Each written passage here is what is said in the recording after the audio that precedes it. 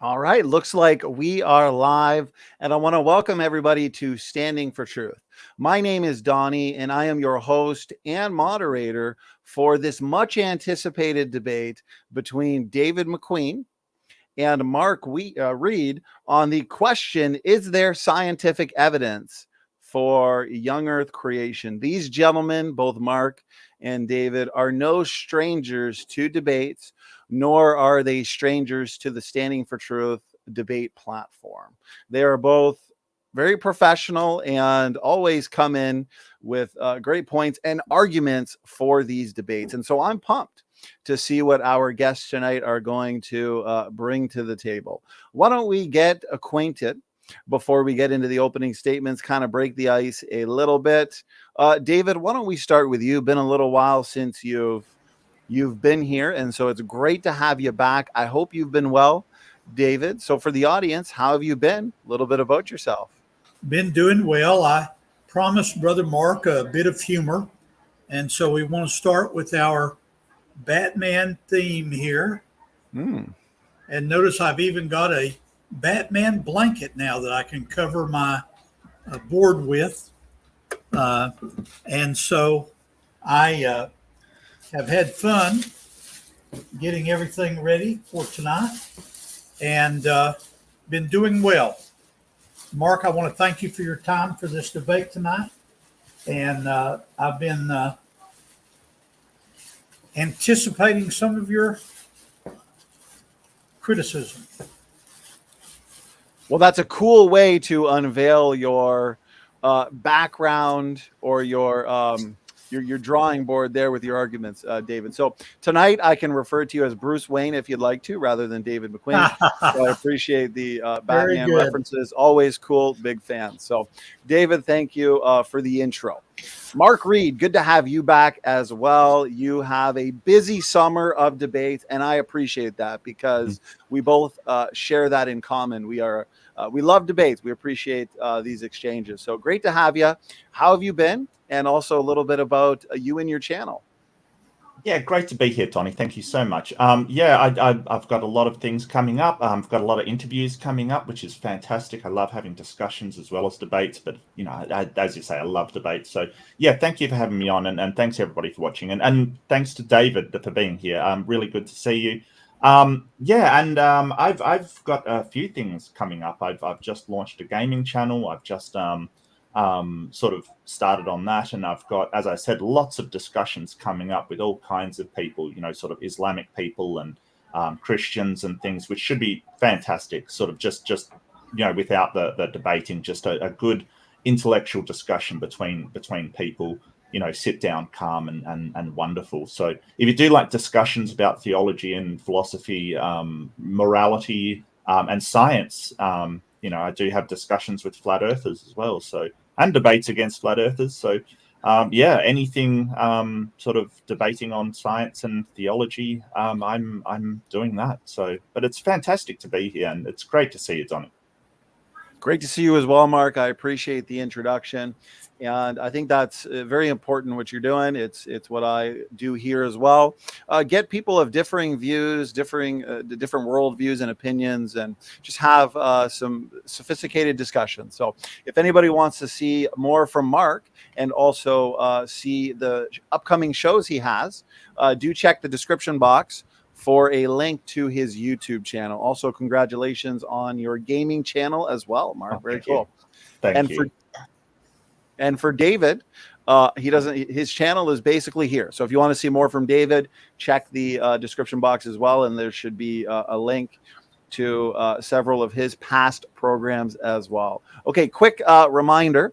We do have a heavy week of shows, about 5 shows. Last week we had 5 shows as well. So we're trying to give you lots of content and lots of debates on a good diversity of topics. So I'm looking forward to tonight's debate, of course, on young Earth creation. Excited for this one. Tomorrow, I'm excited to have Grayson and Robertson Jenis here for the great geocentrism debate.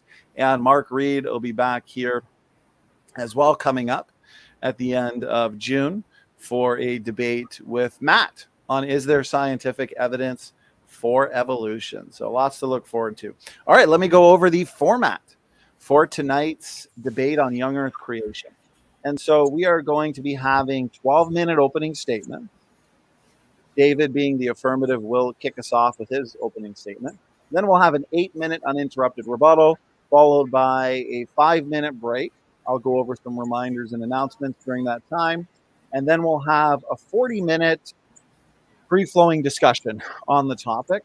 Then we'll have 5-minute closing statements to wrap up our thoughts and points. And then this is where we get you guys in the audience involved. We will be having a roughly 25-minute audience Q&A period. And so if you have a question, please make sure to tag me, and also just let me know who the question is for. For David, let me know. If it's for Mark, let me know as well. So with that, David, we're going to hand it over to you. And whenever you're ready, you've got 12 minutes. I'll give you a 1-minute warning at the 11-minute mark. Thank you. I'll need that. Wind things down.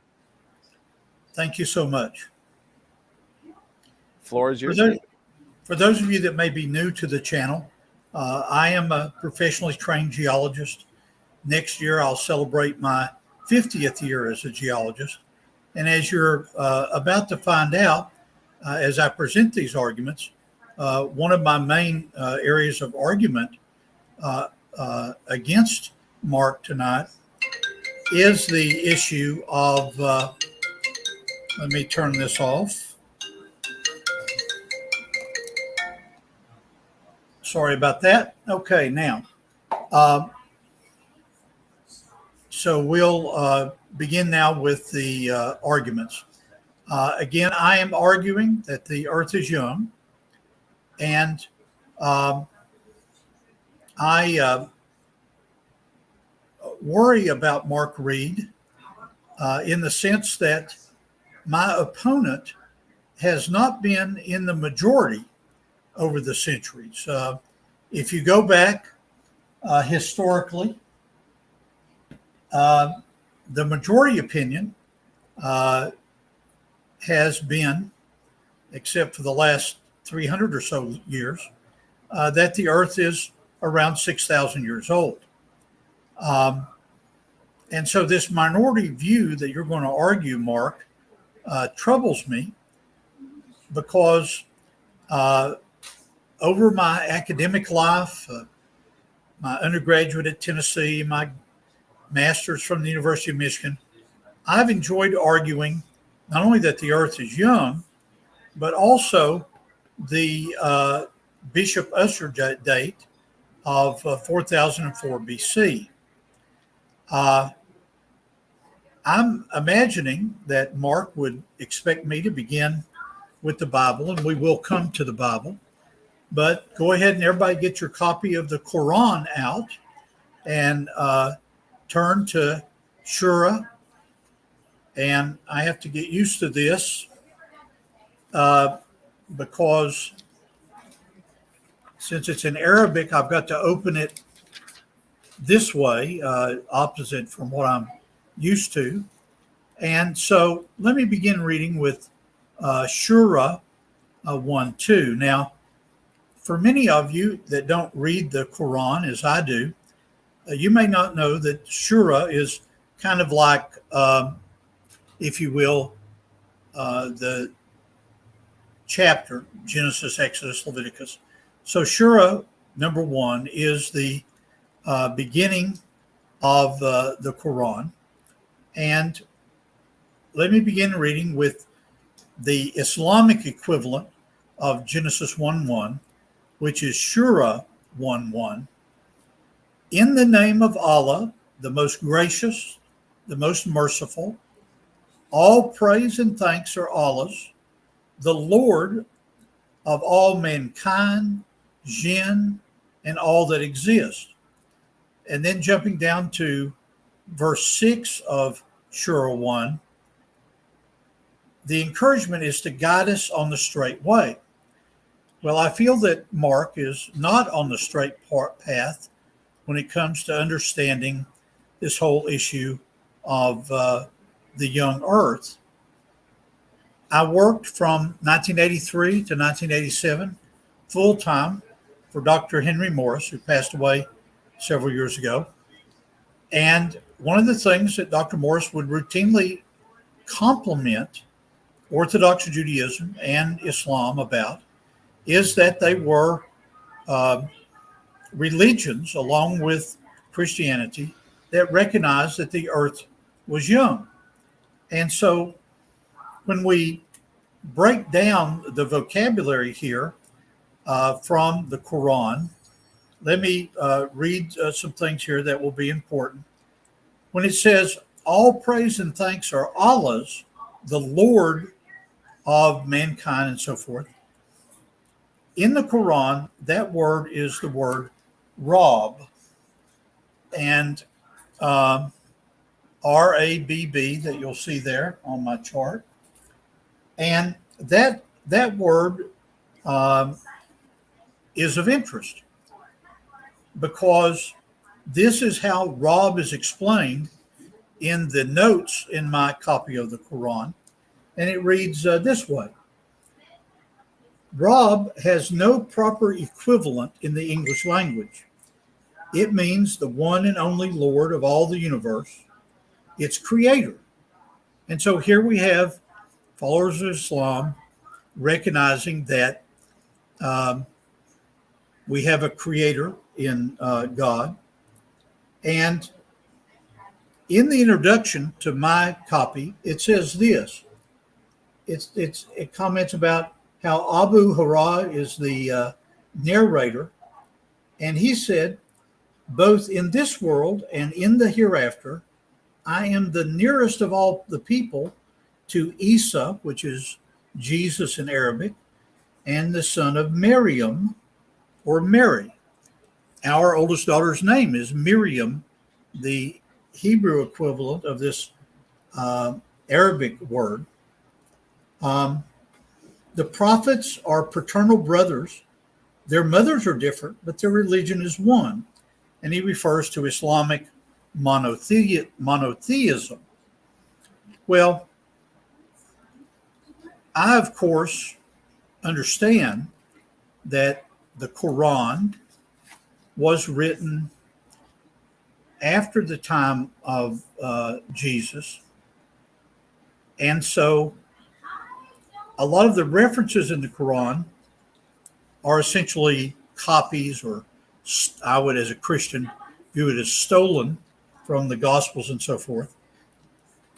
The more authoritative text in my book is the Bible. And so here is a Bible that I don't ordinarily use because it's called the New Living Translation.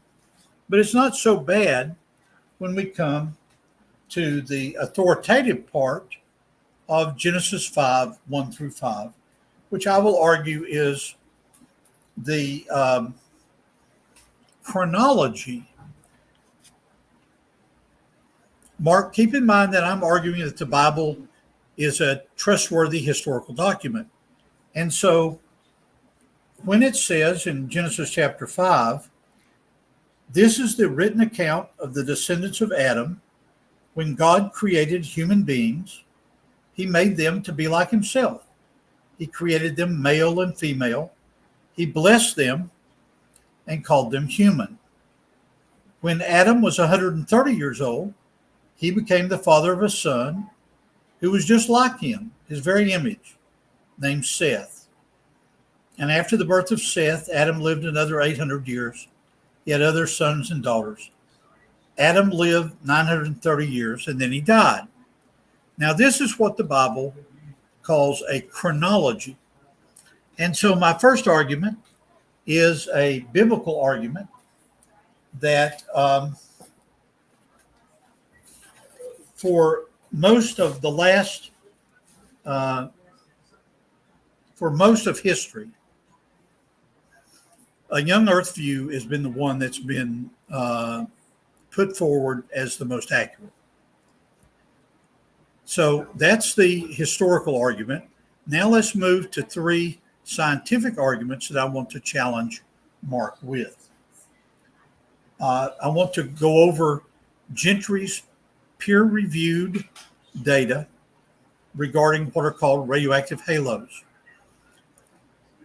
I had the privilege of working for Bob Gentry back in my undergraduate days in the early 70s at Oak Ridge National Labs. And the particular paper that I'm going to reference during our debate is the 1974 paper where Gentry discusses in some detail the decay theory, d lambda over lambda, and how it relates to the radius of the radioactive halos. So that will be one of the arguments. The next argument that I want to challenge Mark on is Tom Barnes' data regarding the decay of the Earth's magnetic field. I worked for Tom Barnes at the Institute for Creation Research, 1983. He was the dean of the graduate school. And he and I spoke about this a bunch during that time. The most straightforward interpretation of the decay of the Earth's magnetic field shows that the field was at its maximum strength about 10,000 years ago. Now, both Barnes and I dismiss the idea of a field recharge as some sort of rescue device to explain how the magnetic field can be very high, drop to zero, high, zero. That contradicts the Maxwell equations. And then my final argument for tonight is that the old Earth is useless to a professional geologist like me. And notice my argument here. It's useless in petroleum geology. It's useless in mining. And it's useless in geology in general. Whether we're talking about the rock mechanics of folding, the origin of coal. Mark, I wanted you to know that I was trained both in Michigan and also in my University of Tennessee days as an economic geologist, copper, lead, zinc, gold, silver. And so I'm going to present an argument that whether we're dealing with the folding of rocks, the origin of coal, 1 minute, or the origin of copper, lead, zinc, gold, silver deposits, I'm going to present the argument that an old Earth is useless in this profession of mine. And let me give one example. At the University of Michigan, as it slowly came out that I was a young Earth creationist, you can imagine that my professors would not allow me to enter the PhD program because I had a dissenting point of view that they considered to be old-fashioned. But in the process of talking with my professors, I only found one example dealing with a porphyry copper deposit in the western United States where there seemed to be some argument that radiometric dating could have helped the exploration geologists find this. 10 seconds. I consider that to be an anomaly. Thank you, Donny. David, thank you very much for that 12-minute opening statement. We're now going to hand it over to Mark Reid. Mark, whenever you're ready, just let me know, and I can share your slides as well. And you have... Fantastic. And Mark, I've got my notebook ready to take notes on what you're teaching me. Awesome. No worries at all. So, I want that one. Yep. Beautiful. And Mark, before you start, I'll let the audience know, yes, I've seen the questions come in, everybody, already some great questions. I'm all caught up, so I do appreciate that.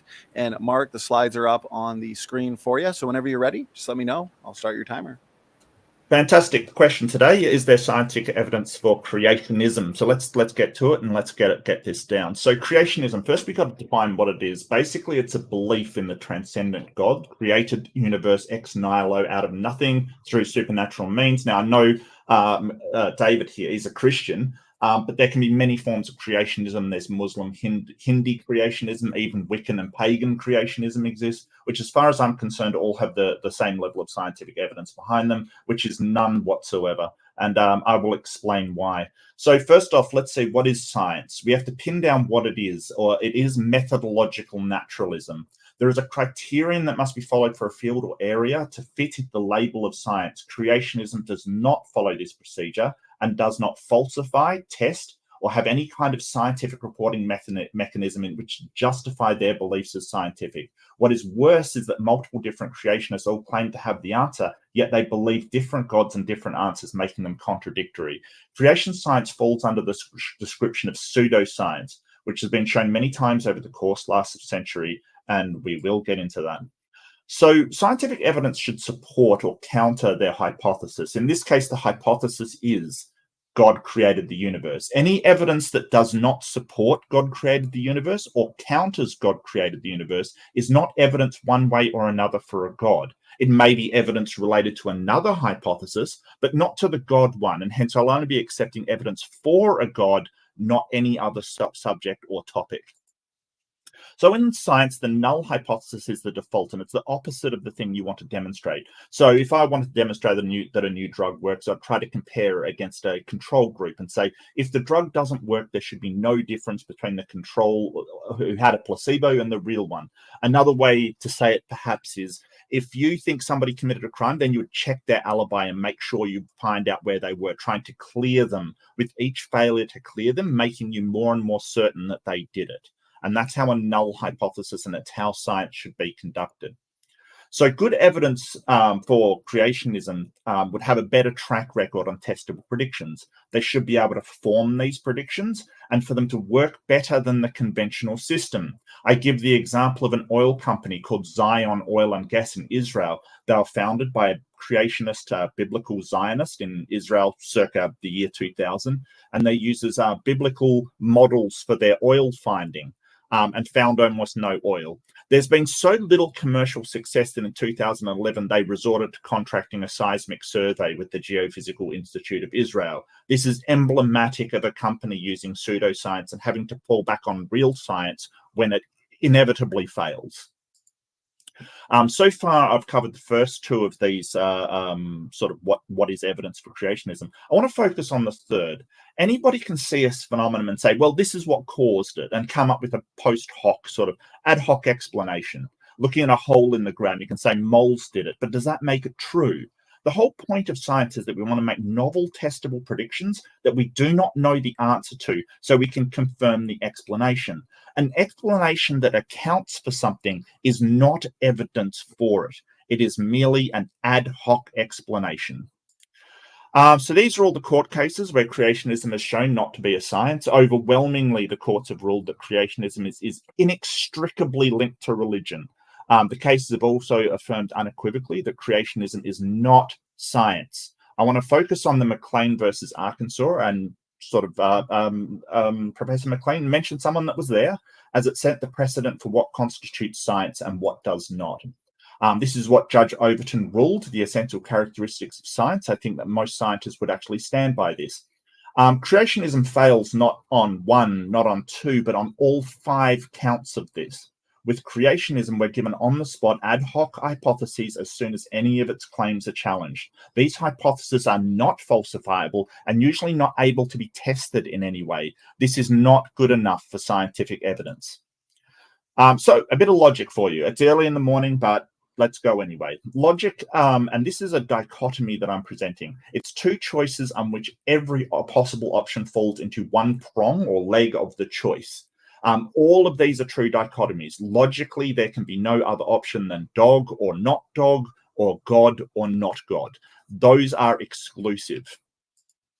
What's a false dichotomy? It looks like, when a false dichotomy is one where it looks like there's no other option at first glance, but we see some things don't fall into either leg or prong of the argument. So to say either the universe was natural or God, you miss out on all the other supernatural things that could cause the universe. We are proving things logically. All I have to do to prove a dichotomy is false is provide anything that does not fall into one of these prongs. So I give you the Blarney Stone, a non-intelligent magic rock that created the universe. Now, I'm not saying this did this, but if you think about it logically, it's not God and it's not natural. So it shows the natural cause God dichotomy is a false dichotomy. Now, I'm not trying to be mean or make fun of religion, and bear with me here. What I'm trying to get across is that if you somehow demonstrate that a naturalistic explanation for the universe are wrong or fall short, it does not get you to a God. If you are using a dichotomy to say, well, if we disprove naturalism, it must be a God, you need to eliminate every single other possibility for that to be true. Now, what you can do is provide evidence for a God creating the universe and not against any other explanation. The problem is we never get evidence for a God, only claims that it wasn't natural, which isn't good enough to prove a God. Take my hole, for example. If you rule out underground moles, can you then blame your neighbor based on ruling one option out? No, of course not. It could be natural. It could be some other person. You need evidence for it being your neighbor, not against anything else. So I wanted to touch on this. It's related to the ad hoc explanations, and we sort of get it from creationists a lot. It shows problems with critical thinking, and you can get into it if you don't think about the structure of thought. And I want to use the one that's sort of me. If someone lives in Sydney, then they live in Australia. Mark lives in Australia, therefore Mark lives in Sydney. This is where things can get you into trouble. If you're assuming that God exists because trees exist, that can get you into a lot of trouble.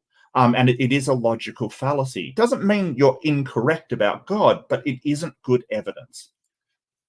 So I'll bring up some problem science has with the biblical account, because I know that Professor McQueen sort of is biblical. Some religions will have problems with these, some won't. Some, like Islam, has other creationist problems, like, I don't know, splitting the moon in half, for instance, has a problem. The order of creation, something out of nothing. The Adam and Eve story, talking serpents, these kind of things are not emblematic of scientific evidence. They are emblematic of stories. And you can believe it, sure, you can believe it on a story, but it's not scientific evidence. So I want to pose these questions to Professor McLean and get some kind of response before the debate is out. What would falsify creationism? How can we test the validity of creationism? And what experiments can be performed to replicate the creationist claims?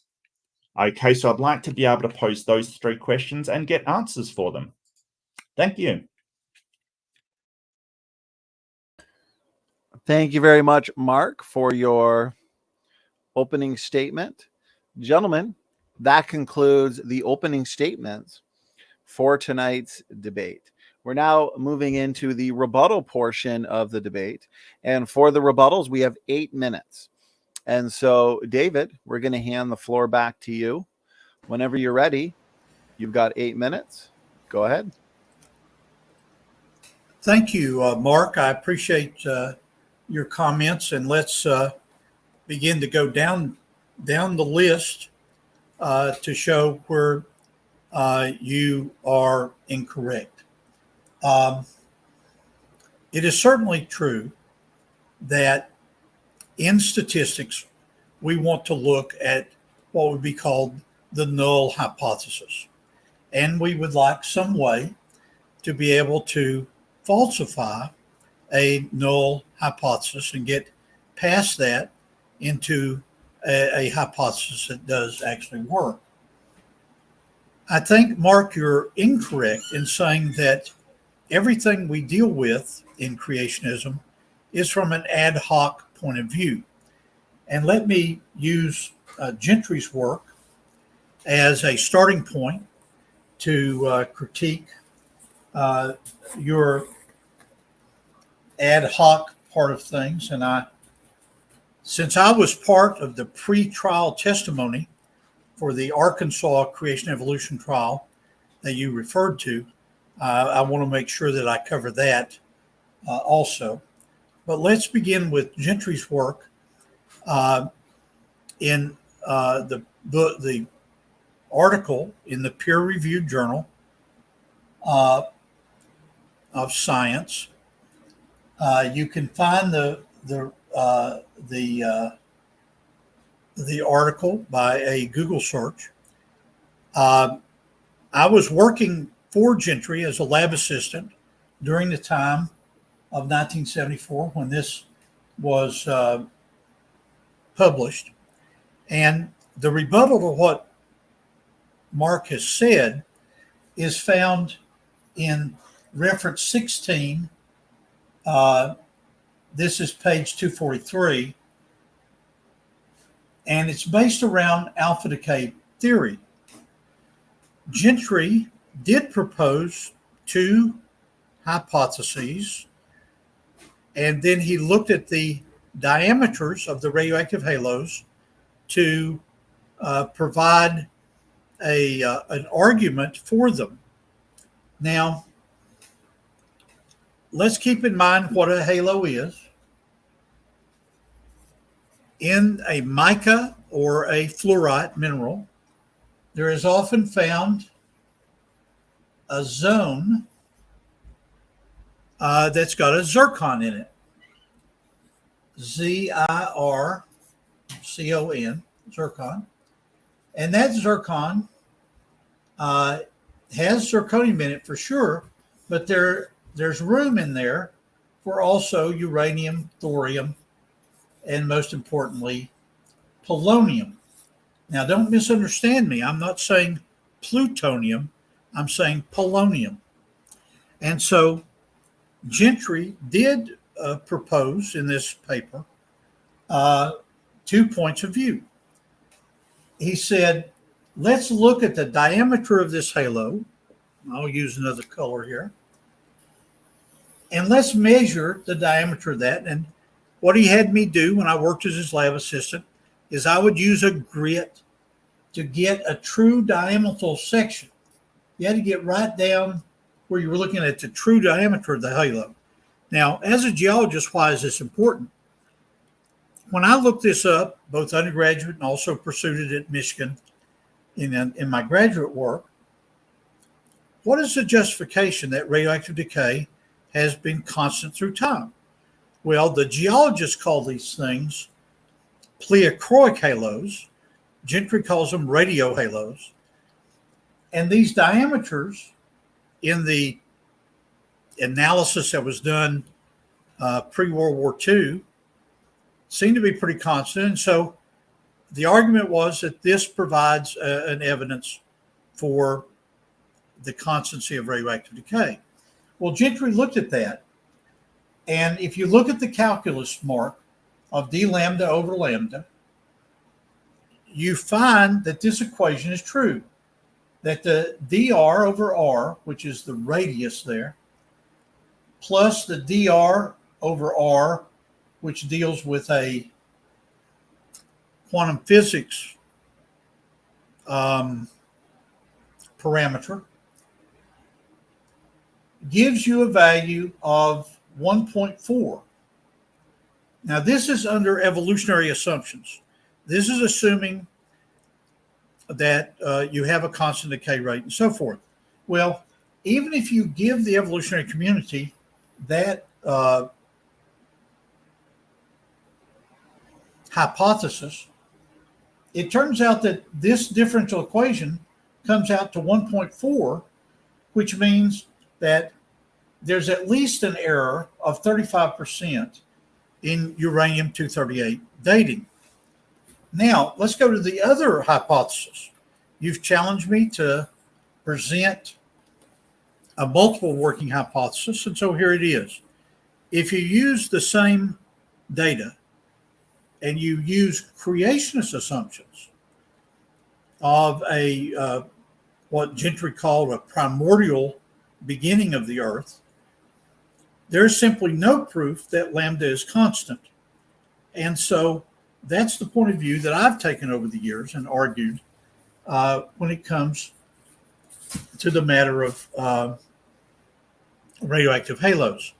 So my counter argument to you, Mark, is that Gentry did indeed propose two hypotheses, and in the sense of the 1974 paper, they were not ad hoc. They were based on measurements that I saw him made with the electron microprobe and so forth. But now let's go on to the 1982 McLean v. Arkansas. And there's a detail that Mark left out that is important. I was a professor at Virginia State University, which is south of Richmond, Virginia, in Petersburg, Virginia. And I was a professor of geology there. 1 minute. I was contacted by the state of Arkansas to be part of this both the pretrial testimony and also the 1982 argument. It turns out that this judge in Arkansas that Mark quotes dismissed all the junior scientists and only had a few senior scientists present. And it turns out that the judge in the case had judicial bias. Why? His mom was an Arkansas high school biology teacher who had been chewed upon by creationists all of her career. And so he had no interest in the truth. 10 seconds. He had no interest in any kind of falsification. Thank you. David, thank you very much for that 8-minute rebuttal. We're now going to hand it over to Mark Reid. Mark, whenever you're ready, you also have 8 minutes, and the floor is yours. Go ahead. So the first thing was that David worries about me. I kind of worry about sort of the logical sort of basis of how you think. I mean, the first thing you brought up is an argument from popularity that, hey, that all these years we thought one thing and then found out we were wrong. If you took that same argument to other fields of inquiry, then we should go back to using, ancient medicines and things like that. I think that the idea that, hey, we should look back and see what we were doing that was right is good. But the whole idea that because a majority of people ages ago believed something doesn't make it true.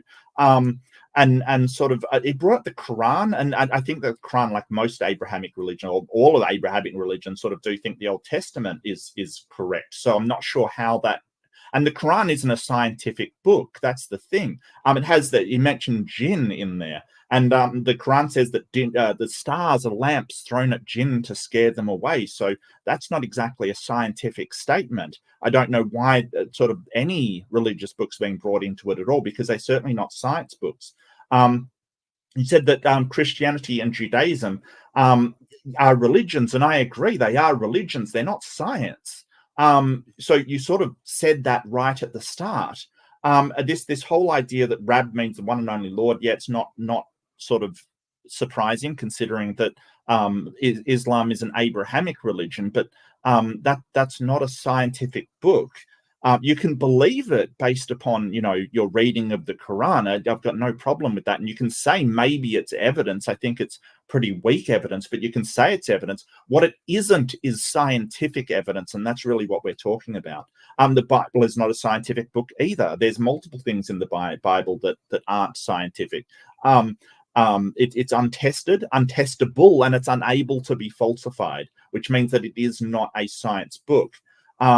So, you said it was a trustworthy historical document. Well, that's another debate entirely. It can be a trustworthy historical document. I could concede that. I probably, in another debate, I might argue it. But, I could concede that this debate, and it doesn't equal a scientific book.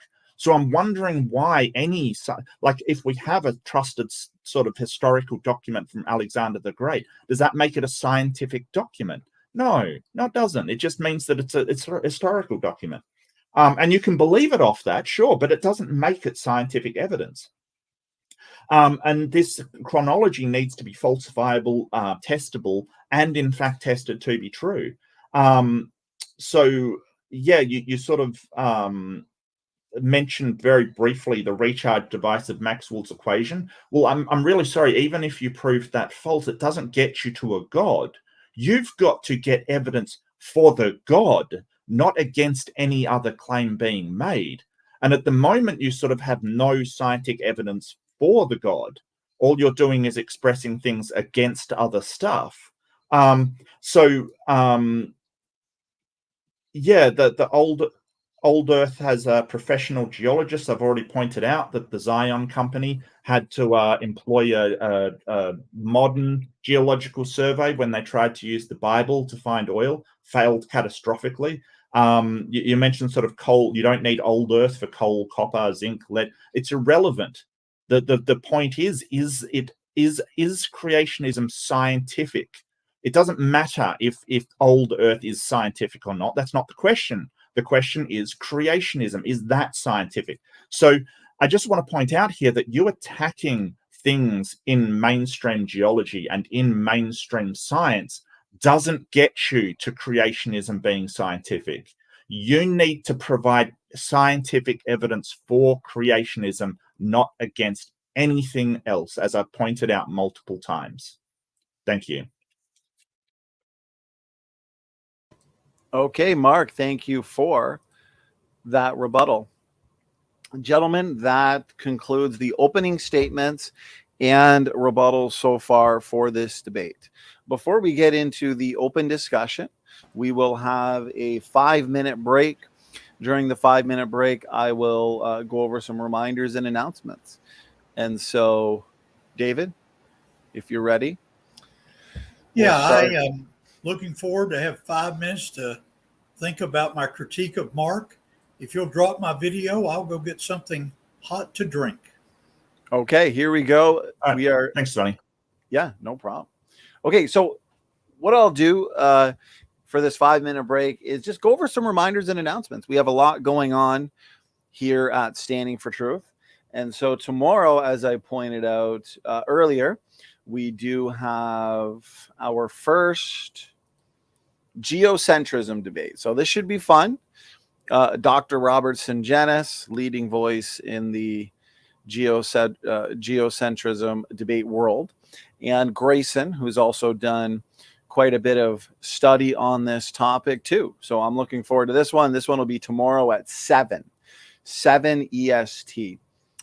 Then this weekend, a lot of people looking forward to this. So my goal has been to give you a good variety, a nice variety of topics. And so if you're not yet subscribed, you love debates, especially debates on soteriology, the nature of God, science, the creation versus evolution topics, including young earth creation and the flood, make sure to hit that subscribe button and also share this content around, because it is a way for us to engage these important topics, get out of our theological and scientific echo chambers, and just allow those of differing views to debate and discuss these important topics. So this one's coming up on Saturday.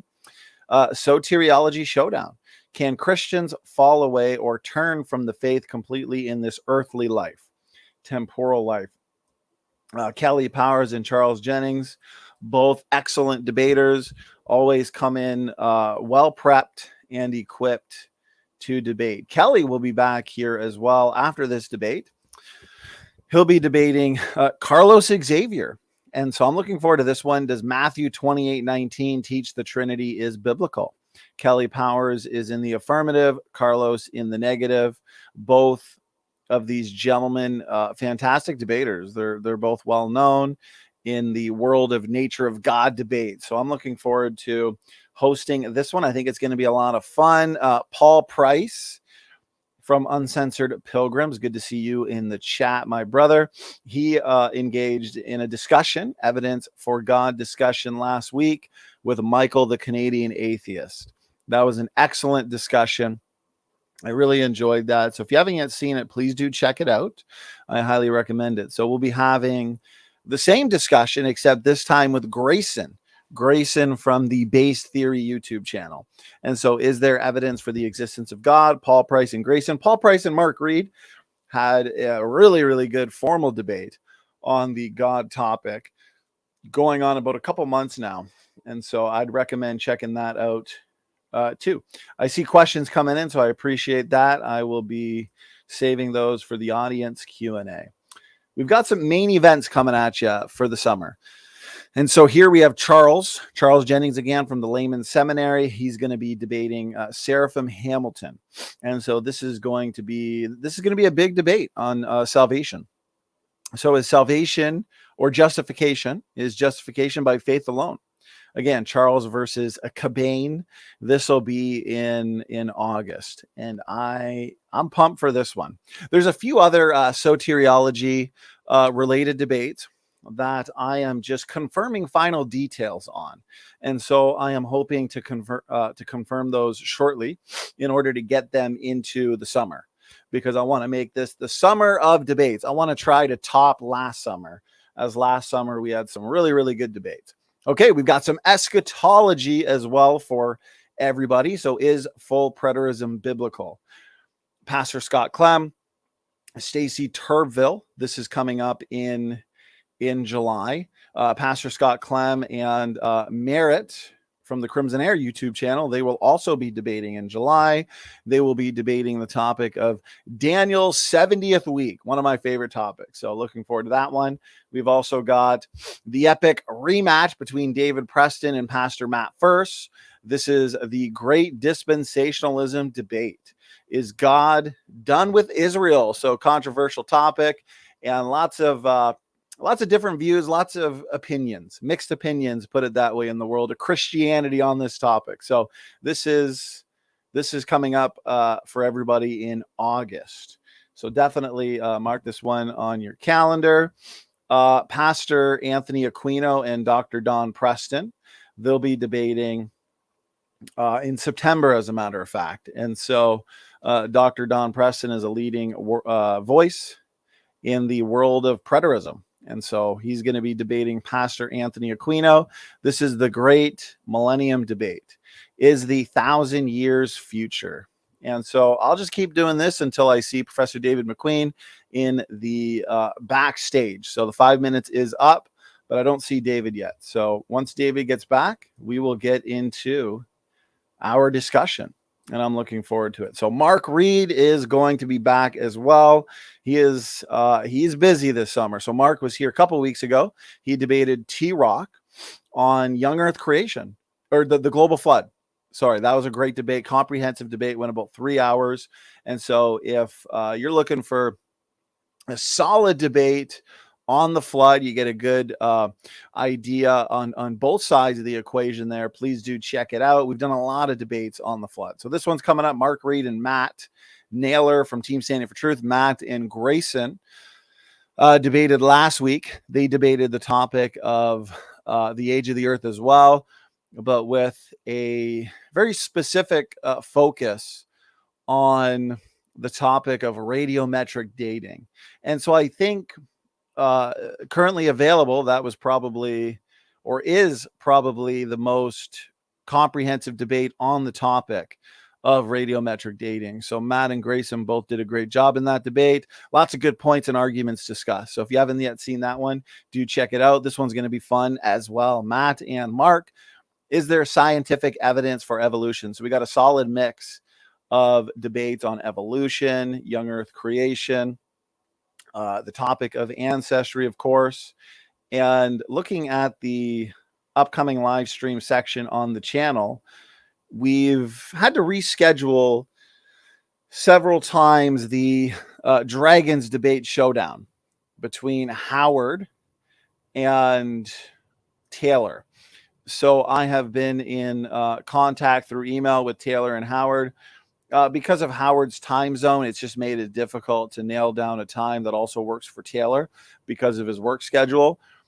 Typically, we don't do debates on Sundays, but I did get word from both of them that we are good for a Sunday in July. And so we are going to be rescheduling that one in July, and it's going to happen. So I know a lot of people are looking forward to that one. And so we are still good to go on that one for those wondering. On the 26th, we've got the Great Limited Atonement debate. That is going to be between Scott Anoski and Dan Chapa. Dan Chapa is also going to be back here in July. So he's going to be here in July and June.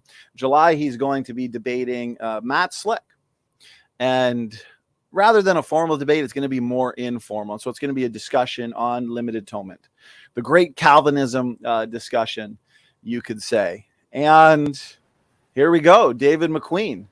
Great to have you back. I was running out of things to talk about, so I hope you're. It took me a minute to find the different counter arguments to what Mark is saying, so I apologize. Ready to go, Tony? How do you want to handle this? Okay, gentlemen, so we're going to do between a 30 and a 40-minute open discussion. since Mark just ended with his rebuttal, why don't we allow you, David McQueen? Now, what I'm going to do in this discussion, just to make sure that we have enough time to ask the relevant questions to engage all the specific points, is we'll do equal time, but I'll make sure that no debater goes over 2 minutes in a response. And then that way we'll keep it as free flowing as possible. So David, let's allow you to pick the first topic or point, and then we'll just kind of go back and forth on that for a little while. Gentlemen, go ahead. Okay, Mark, I want to make it clear. I referenced the Quran. I don't defend it. I don't view it as a historical document in the same way as the Bible.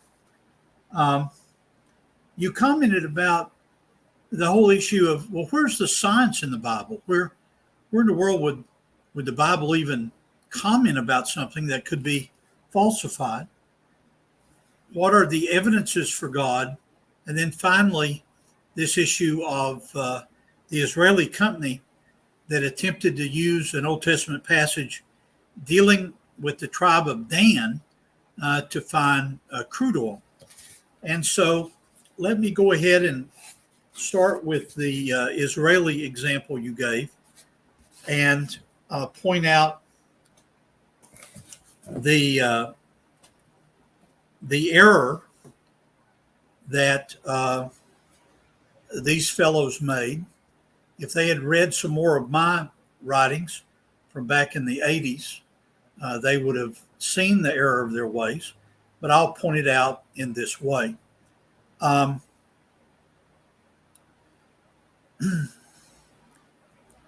the Old Testament, it has an obscure reference to there being possible crude oil near the historical area of the tribe of Dan. Well, if you do use seismic, which is the standard way of looking for anticlines and synclines in the rock record, if you use that, you can determine in the subsurface, and I'll use this cloth here as an example. 10 seconds, David. Here's an example of an anticline. Here's an example of a syncline. It turns out that Israeli company simply made a mistake. They should have started with seismic and not started with this obscure reference in the Old Testament. Thank you, David. Over to you, Mark.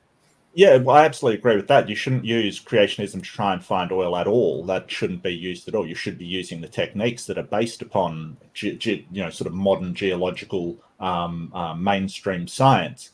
You sort of said that you dismissed the Quran, which is weird. That why you brought it up, and if it's not a scientific book and you dismiss it, then why is it brought up at all? Because we're looking for scientific evidence, not just sort of, well, this account agrees with me. It's certainly not scientific. You sort of said, what's the falsification of the Bible? I guess I didn't get that. What would falsify the Bible would be my question back to you, because you didn't actually say anything. You just sort of said, well, we'd look at it. Sure. What is it? What would falsify the Bible? The sort of Israeli example, yeah, so this is more, and I do note that if they'd talk to you, sure, but you were trained in sort of old Earth geology first, I would imagine. You weren't trained in young Earth geology. So the knowledge that you would have that would apply to doing this survey first would come from old Earth geology. There's a couple of things I do want to sort of, you did a sort of in your rebuttal, sort of the whole idea of judicial bias. I think that's just a conspiracy theory. I don't think it's had anything to do with it. If you want to talk about what Judge Overton ruled and why his rulings would be wrong applied to science, I'm happy to do so. But my main point is those 5 criteria he outlined, I see them as very necessary for something to be scientific. And as I said, creationism doesn't tick a single box. I also want to point out that with Gentry's polonium halos that you're talking about, that Gentry wasn't a geologist, he was a nuclear physicist. The rocks that he got weren't from sort of ancient places. They'd had multiple sort of processes done on them that had been extensively reworked by natural formation. And his papers don't include things like uranium and thorium, which could have caused those halos just as easily. That's why his creationist things were rejected, not because of any kind of bias, but because he fundamentally missed certain parts. I'll save my time. Okay, Mark, thank you very much. David, back to you. Okay, well, let me respond, starting with Gentry. What you say, Mark, is simply not true. If you look at this compilation of Gentry's papers, you will find that there's a paper that he did in 73, which he published in the peer review journal Nature. And here is the title of the paper: Ion Microprobe Confirmation of Lead Isotope Ratios and Search for Isomer Precursors in Polonium Radiohalos.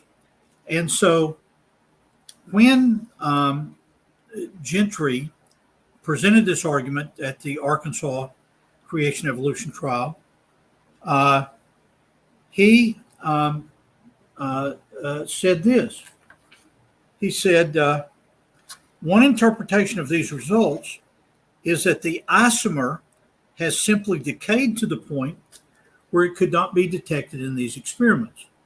These samples were from an early Precambrian pegmatite in Scandinavia. Well, see, you're wrong, Mark. He did tie in some geological localities. He didn't do what I would have liked him to do and produce a chart showing where each sample is from. But here's a reference to this one in Scandinavia.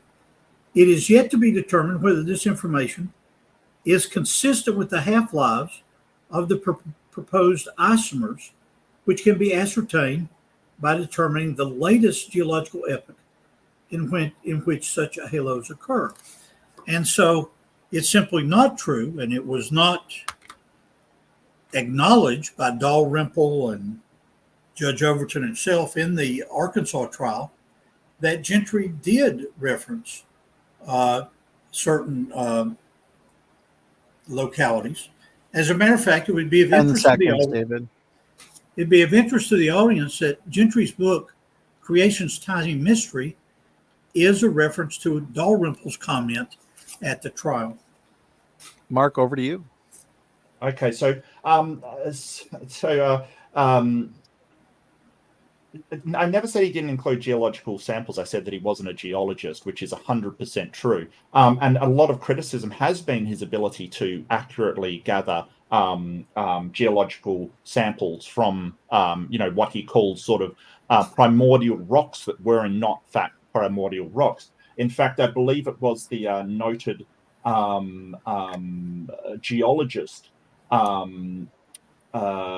He basically, his work was called silly by a number of other geologists that basically said that he completely fluffed his work. This whole idea of the, I mean, no one's sort of arguing that radio halos don't exist and polonium radio halos don't exist. What we're saying is you need scientific evidence to demonstrate that the cause of that is a God creating the universe. Like, nothing we've heard here has addressed the idea that a God created the universe. There was also things about these halos that Gentry couldn't account for.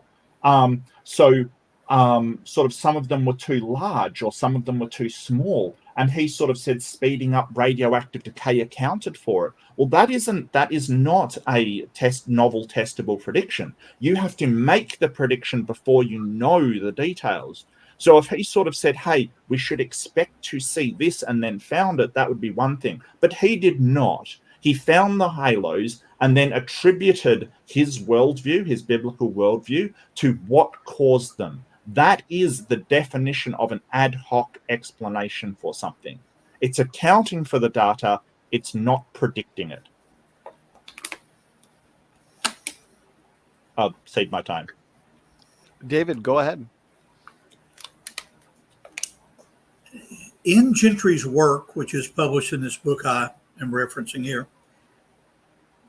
he acknowledges that there are secondary halos that come from a uranium parent that are found in coalified wood, that are still found in coalified wood in roll front uranium deposits in your home country of Australia. These have been acknowledged by Andrew Snelling, these halos that have been found there. And these are not ad hoc. Gentry took a look at these secondary halos, and he obtained samples, did an analysis of them, and the lead-lead ratios that he found in polonium halos in pegmatites and granites simply did not match the ratios that he found in the secondary halos. So he was doing science by the very definition that you gave earlier on in our debate, in which he was looking at a bit of data that he was unaware of at first, and that is these halos that are found in coalified wood in the Western United States and also in Australia. And he wasn't providing an ad hoc explanation, but rather he was doing science in the very outline that Overton falsely accused him of in the debate there in Arkansas, and that you have outlined as the way science proceeds. He looked at the data and found a separate data set.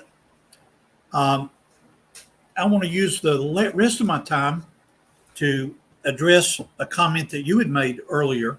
10 seconds. About how the accounts in Genesis can't be viewed as historical documents. We'll return to that. Go ahead, Mark. Yeah, so the whole idea, and Andrew Snelling, I know that he's worked with Gentry, so it's hardly surprising they'll be in agreement. I believe they have a relationship at Creation Ministries, so it's that's not surprising. If you do speed up the acceleration of those isotopes, you do have the heat problem, which I believe you have claimed on certain occasions to have solved, kind of thing, which I'd love to see that equation so the physicists can have a look at it and see if it in fact a solution or whether it is just sort of an ad hoc explanation.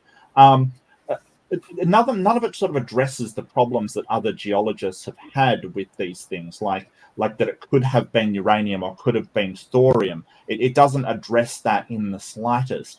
The whole thing that his samples were not from primordial rocks, they were actually from sort of massively reworked rocks. And the fact that sort of his conclusions were, they were tentative in that paper that you said that it was inconclusive, is what he said.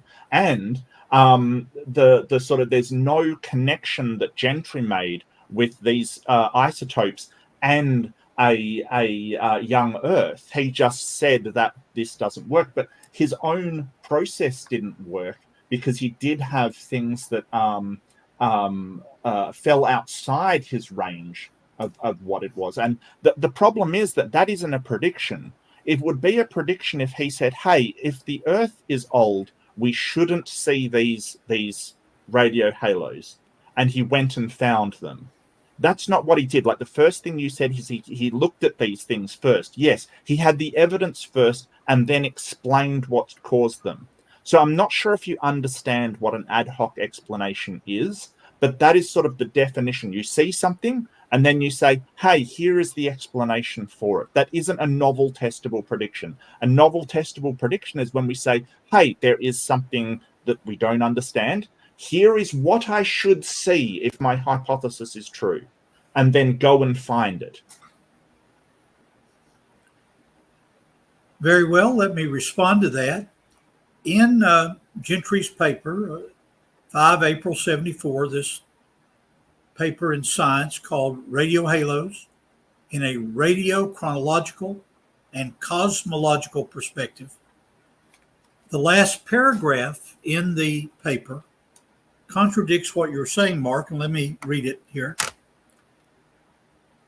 The X-ray data in figure 3C are unambiguous and should remove any doubt that previously reported lead 206-207 ratios are actually lead isotope ratios, and in fact represent a new type of lead derived specifically from polonium alpha decay. In summary, results of ring structure studies, mass spec, electron-induced X-ray fluorescence, these sound like scientific techniques to me, present a compelling case for the independent existence of polonium halos.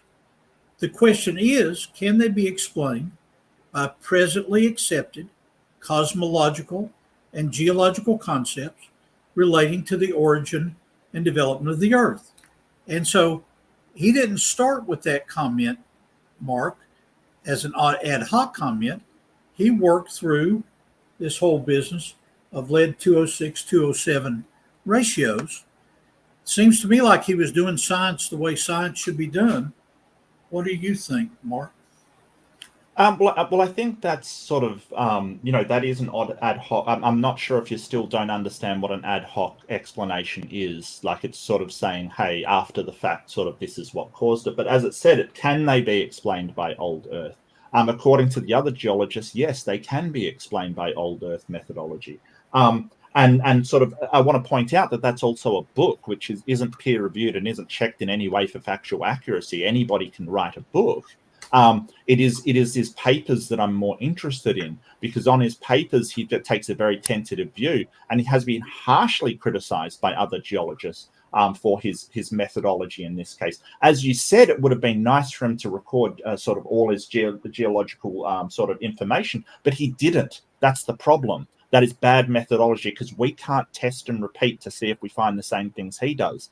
And the other geologists that have extensively worked on radio halos criticize him that the rocks that he got were not the rocks that he claimed. So there is a problem with credibility here. And just having a book that somebody wrote does not improve your credibility in science.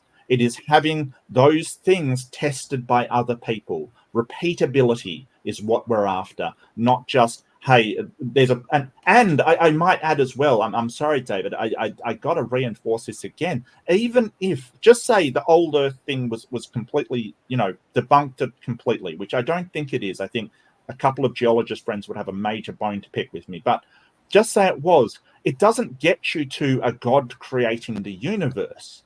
You've got to show a God creating the universe. And I haven't heard anything like that. All I've heard is, and like I pointed out in my thing, disproving one explanation doesn't make yours correct. You've got to show that your explanation is correct. Okay, let me respond in a different way. We'll come back to the halos another time. I hope you can see this. This is a man-made heart valve, and it's called an Edwards Sapien 3 transcatheter heart valve. And this is a model that my cardiologist gave me of what this valve looks like. You insert it, let it open up, and it forms an operating valve. Now, Mark, I think you would agree that some biophysicists had to design and make this heart valve to be like a heart valve that's in the human heart. And so I would turn the argument on the head and say, does it not appear to you, my friend, that the heart that beats in us appears to have design characteristics? And if there's design characteristics, then that can be mimicked in artificial heart valves. Does this not present an argument for a first cause, a creator, someone who created the first heart? What do you think of that evidence for the existence of God?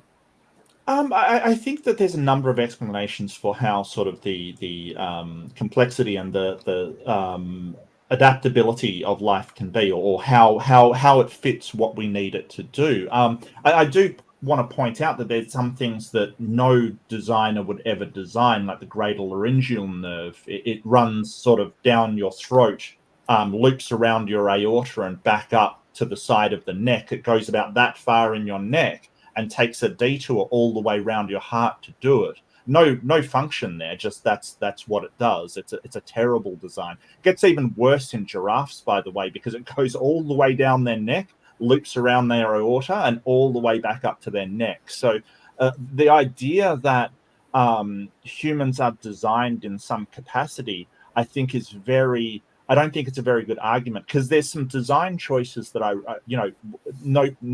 nothing in their right mind would design. Like, for instance, your intake and outtake for air regulation, or your air breathing is the same. It's the same port. No serious designer would do that. It also takes in food, which causes you to choke occasionally, and people have died from it. That's a terrible design. I don't think that's design. And when you look at organisms, you really see a bottom up kind of stuff. Like so there's top down and bottom up systems. Are you familiar with those, David? Yeah, and I finish your point, and I want to bring in a counter argument, please. Okay, sure. Well, I'll wrap it up there. I'll just say that I don't think design is a very good argument, because it doesn't seem designed to me. Our youngest daughter holds a master's degree and professional credentials as a speech pathologist. And she has studied the anatomy of this kind of odd-looking anatomy that seems to be poorly designed. And what my daughter has taught, I wish she were here to help me with this, but what she has commented to me in the past about is, Dad, as you talk to evolutionists, that is not a good argument, because the way that runs in the face and down and up actually provides a anatomical benefit. Furthermore, I have talked to her about my own problem, about choking sometimes and getting what's called an esophageal spasm. And I've asked her, could God have designed the esophagus and could God have designed the esophagus in a different way that would have minimized the choking? And she says, well, if you look at this from a creation standpoint, the modern humans are the result of a genetic burden that go all the way back to the Garden of Eden, the fall. And so you've got 6,000 years of genetic burden there. But even if you didn't have that genetic burden, the fact that the flap ordinarily, when I pick up my bottle of water and I take a sip, the design of my throat is such that this goes down in my stomach. I don't aspirate it. Now, do I occasionally aspirate this? Yeah, I do. And that's because I don't follow my daughter's guidance when it comes to the speech pathology and the anatomy of things. And so I think your critique of that particular part of what you might call an esophageal spasm is inappropriate. That part of our throat is actually quite well designed. If not, all three of us would have choked on something we've eaten in the last 24 hours. I noticed that, I mean, not to sort of disparage your daughter, I'm not sure what a person who has speech pathology sort of has to do with sort of an anatomy. I'm not sure the connection there, but I assume that she's had some kind of biology in her college days or something. Oh yeah, so very much so. Yeah. So you didn't actually mention the anatomical benefit of the greater, the recurrent laryngeal nerve that runs down the neck, and I'd like to know what the anatomical benefit is, if you could be so kind. And choking sometimes, I'm sure that an all-powerful God could design anything he wants. I mean, we could have a blowhole like a dolphin if God felt so the desire. I don't see why a God would be limited by, hey, we've got to set it up in a certain way, and having sort of the same tube for eating and breathing is my design flaw that I pointed out, not the fact that we eat or drink in this way. There are animals with different systems for air intake and for food intake. So that is not something that God's incapable of, according to your own word. Hold on a sec. According to your own worldview, and you sort of gave the explanation that it's modern humans and we have a genetic burden since Adam and Eve. Well, I think, according to this debate, you've got to scientifically demonstrate that, not just assert it as the case. So, even if you can make the argument that we have some kind of genetic defect because of the Garden of Eden, I need to see that scientifically demonstrated, not just sort of said, hey, that's the reason. Okay, let me divert now to vestigial organs. Actually, I'm going to jump in real quick, gentlemen. Yes. So, okay, firstly, a question Mark had was specifically, what is the anatomical benefit of the laryngeal nerve? If you want to answer that, David McQueen, but we did just hit the 25-minute mark, and I really want us to focus in now on the topic. I'm unsure if these design arguments are now focusing on vestigial organs. I'm not sure if that is fully dealing with young Earth creation. I can see your argument. Let me go back to one of my arguments for young Earth, and that has to do with the decay of the Earth's magnetic field. I tripped over. We're not going to answer what the laryngeal nerve benefit is. Should we just put that one aside, or? Well, I'm happy to discuss this if you want. That we're getting off this. I'll just make a quick comment in defense of my daughter. She holds a master's in speech pathology, and has indeed studied the anatomy. And sure. The argument is simply not a good one. But let's go on to the age of the Earth now, and let me get down to my. I just want to confirm that you're not going to tell us what the anatomical benefit of the recurrent laryngeal nerve is. Let's follow Donny's guidance. David, if you'd like to answer that question, you can answer it real quick. We can just say, hey, you don't know if you want. That's fine. I'm really interested in what, because I haven't heard this before. Well, without going and getting an anatomy book, all I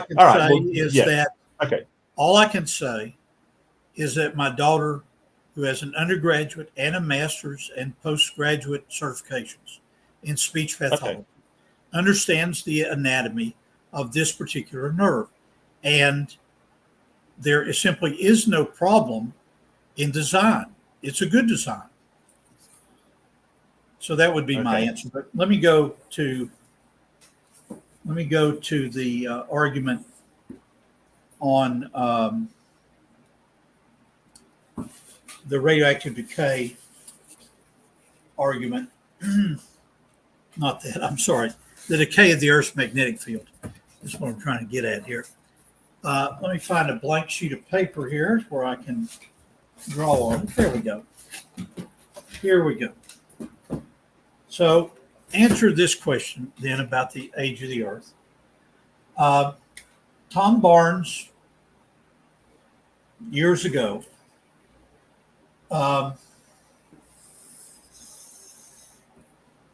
graphed the magnetic moment of the Earth's magnetic field going back into the 1800s, and then others have brought his data. Barnes has now passed to his reward, but they brought it up to 2023. And this is the intensity, and that's time, obviously. And it really is the case that there is a exponential decay with time of the Earth's magnetic field. Now, when I studied under Rob Vandervoo at the University of Michigan, he was a guy who world-renowned expert in paleomagnetism and so forth. He said, well, McQueen, what you're overlooking is that you have a dynamo in the Earth's mantle and in the Earth's, outer core and mantle that recharges this magnetic field, and then it drops, it gets recharged, it drops. And when I would press Professor Vandervoo, maybe this is one of the reasons they didn't allow me to continue in my PhD program, because I would press these professors. Say it again.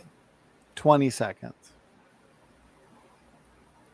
There is no evidence of the recharge of this.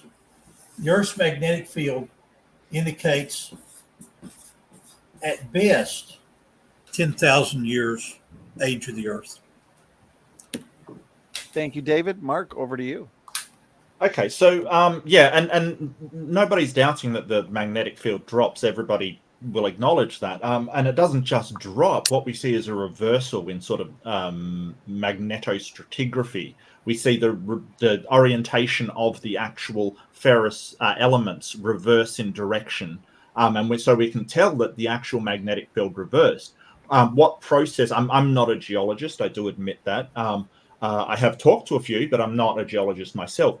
That is part of the process of the dynamo theory, that it drops and drops and drops, reverses, and that actually kicks it back into a magnetic field. So none of that gets to the question of a God doing it. I don't know what sort of significance. So maybe you can skip to the significance this has of a God creating the Earth.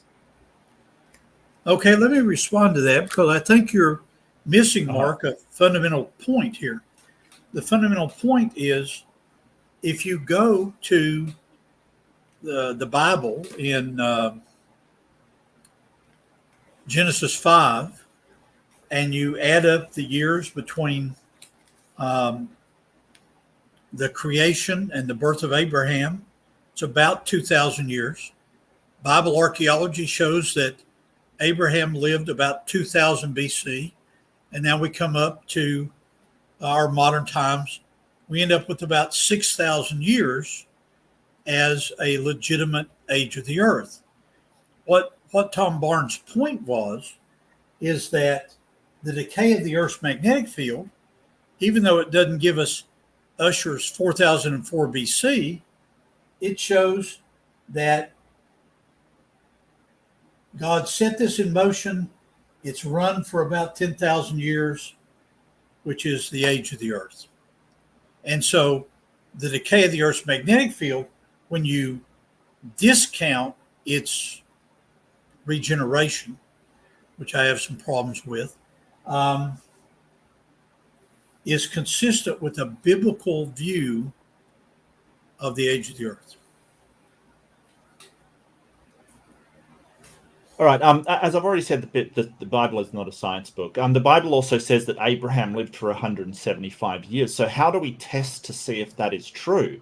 How do we apply that in science? Is there any kind of falsification we can do to test whether Abraham did live for 175 years? Science would tell us that people lived a shorter time in the past, and it's highly unlikely that people lived for that long. But you're making the claim that he did. So how do we falsify that scientifically? How do we do that? Okay, Mark, this is the way we do it. Do you Yep. believe that archaeology is a legitimate modern science? Soft science, but yes. Yeah. I'm sorry, I didn't hear what you said. A soft science, but yes, as opposed to the hard sciences. A soft science. Well, Yes.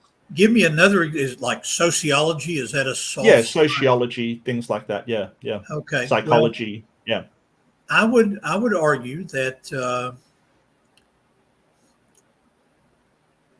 Let's see how to present this. 10 years ago, I was hired as a geologist to go on a series of digs in Israel. Uh, I got a chance to dig at the famous Qumran site where the Dead Sea Scrolls were found. I got a chance to be a geologist on site at the excavation of a biblical town that in the Bible is called Ai, but it's actually in Hebrew simply pronounced I. The A is silent. And when I went with these archaeologists and I would identify a particular fossil, for example, that I would find near the Dead Sea, uh, I was giving them a scientific perspective that they found very helpful.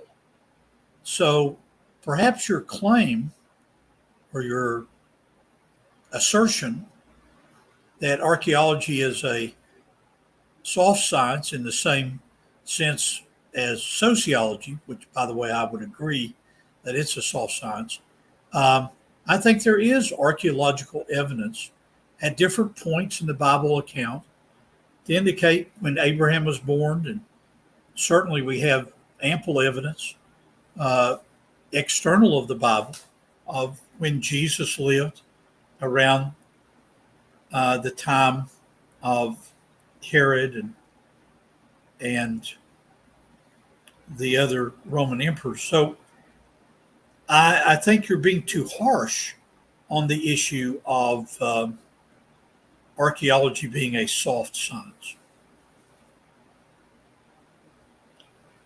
Well, I mean, it depends on whether you understand what a soft science is. So the hard science are things like physics and IT and computing and things where there's definitive answers that sort of maths related, and there's sort of one answer kind of thing. Like engineering, when there's formulas, there's one answer of how you do things. You may have different techniques, but if you're sort of calculating forces, there will be one sort of equation for forces. Those are hard sciences. With archaeology, a lot of it is soft science. It's a lot of interpretation of data, Well, and that's Mark, why you're, we you're call it right. a soft. Hold it, and that's why we call it a soft science. That's not to say that it isn't. It can provide valuable insights, but what you're not doing is saying that this archaeological evidence is evidence for any supernatural God creating anything. I mean, I'm prepared to say, hey, yeah, it could be evidence for a Jesus that lived, sure. And I'm not a mythicist. I don't say that necessarily Jesus is a myth. However, that doesn't get you to a God, and it doesn't get you to a young Earth either. All it is a story. And what I asked you specifically was, how do we falsify the claim in the Bible that Abraham lived to 175 years? And you just completely ignored that question and didn't answer it. You just had a Well, problem with what I I called apologize. archaeology. Let me give an answer. Yep. Um,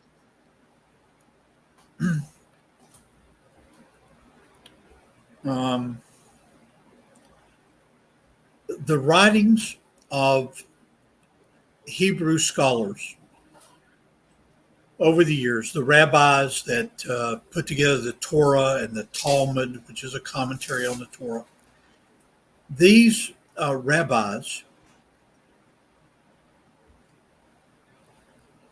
had no reason to see the lifespan of Abraham as supporting an old earth or a young earth. Why? Because in Orthodox Judaism, I've got a buddy that is a Orthodox Jew, and he's always giving his children's birthdays in relation to a 6,000-year-old earth. Now, he's a Hasidic Jew, mind you, he's very Orthodox. So in Judaism, It's simply accepted that the earth is young. And so when the rabbis try to fit Abraham into a picture, the Orthodox rabbis don't have any problem with Adam living over 900 years. They don't have any real problem with Methuselah dying the year that the flood began at 969 years old. And so within Orthodox Judaism, the problem that you're posing is a non-problem.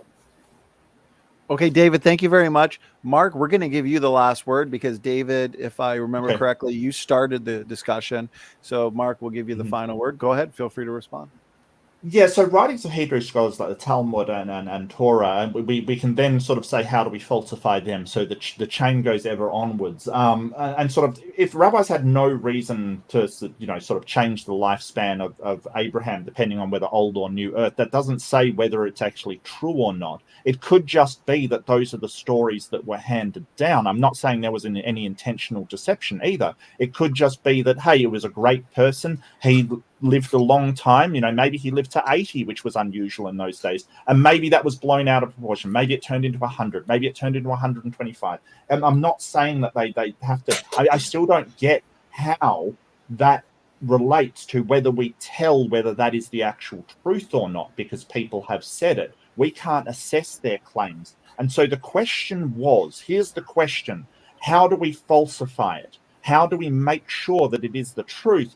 By trying to falsify that, which is important in science. And don't get me wrong, you can believe that if you want, and you can believe it on sort of the Talmud and the Torah. I get that. But what we're talking about is scientific evidence. And so if you can't falsify something, it is not scientific evidence. And so, sort of rabbis having no problem with it doesn't get you to falsifying anything. All it says is that these people believed it, which people believing something is not scientific evidence. Okay, gentlemen, that is roughly 40 minutes for the discussion. Great job to the both of you. We've also got some great audience questions. But before we get to those questions, we do have 5-minute closing statements. And so this will be a way for us to wrap up our final thoughts and points and address anything that we feel may have been left hanging. Okay, David McQueen, since you're in the affirmative tonight, the question: is there scientific evidence for young Earth creation? You get the first 5 minutes whenever you're ready. That's not the debate. Is there scientific evidence for creationism? Scientific evidence for young Earth creationism? What's the debate title? Oh, okay. I thought it was creationism. Okay. No, it's a scientific evidence for young Earth, right, Donny? Young Earth creation. Young Earth creation. Okay. May I begin my 5 minutes now? Yes, David, you get the 5 minutes, and so whenever you're ready, go ahead. Okay, good. My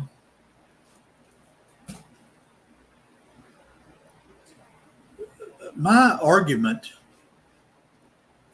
revolves around several scientific issues that I think bear on this issue. We've talked about Gentry's halos. We've talked about Tom Bard's work on the decay of the Earth's magnetic field within a 10,000-year framework. We've talked about my own research as a geologist, dealing with the chemistry of crude oil, for example, and how that argues for a young Earth. Let's go to the book of 2 Peter in the New Testament, and let's look at a evaluation from the first century of the way that we can think about this problem of is the earth old or young? In 2 Peter chapter 3, the apostle says this. This is 2 Peter 3:1. This is my second letter to you, dear friends, and in both of them I've tried to stimulate your wholesome thinking and refresh your memory. This is a paraphrase. I want you to remember that what the holy prophets said long ago and what our Lord and Savior commanded through the apostles. I want to remind you that in the last days, scoffers will come, mocking the truth and following their own desires. They will say, what happened to the promise that Jesus is coming again?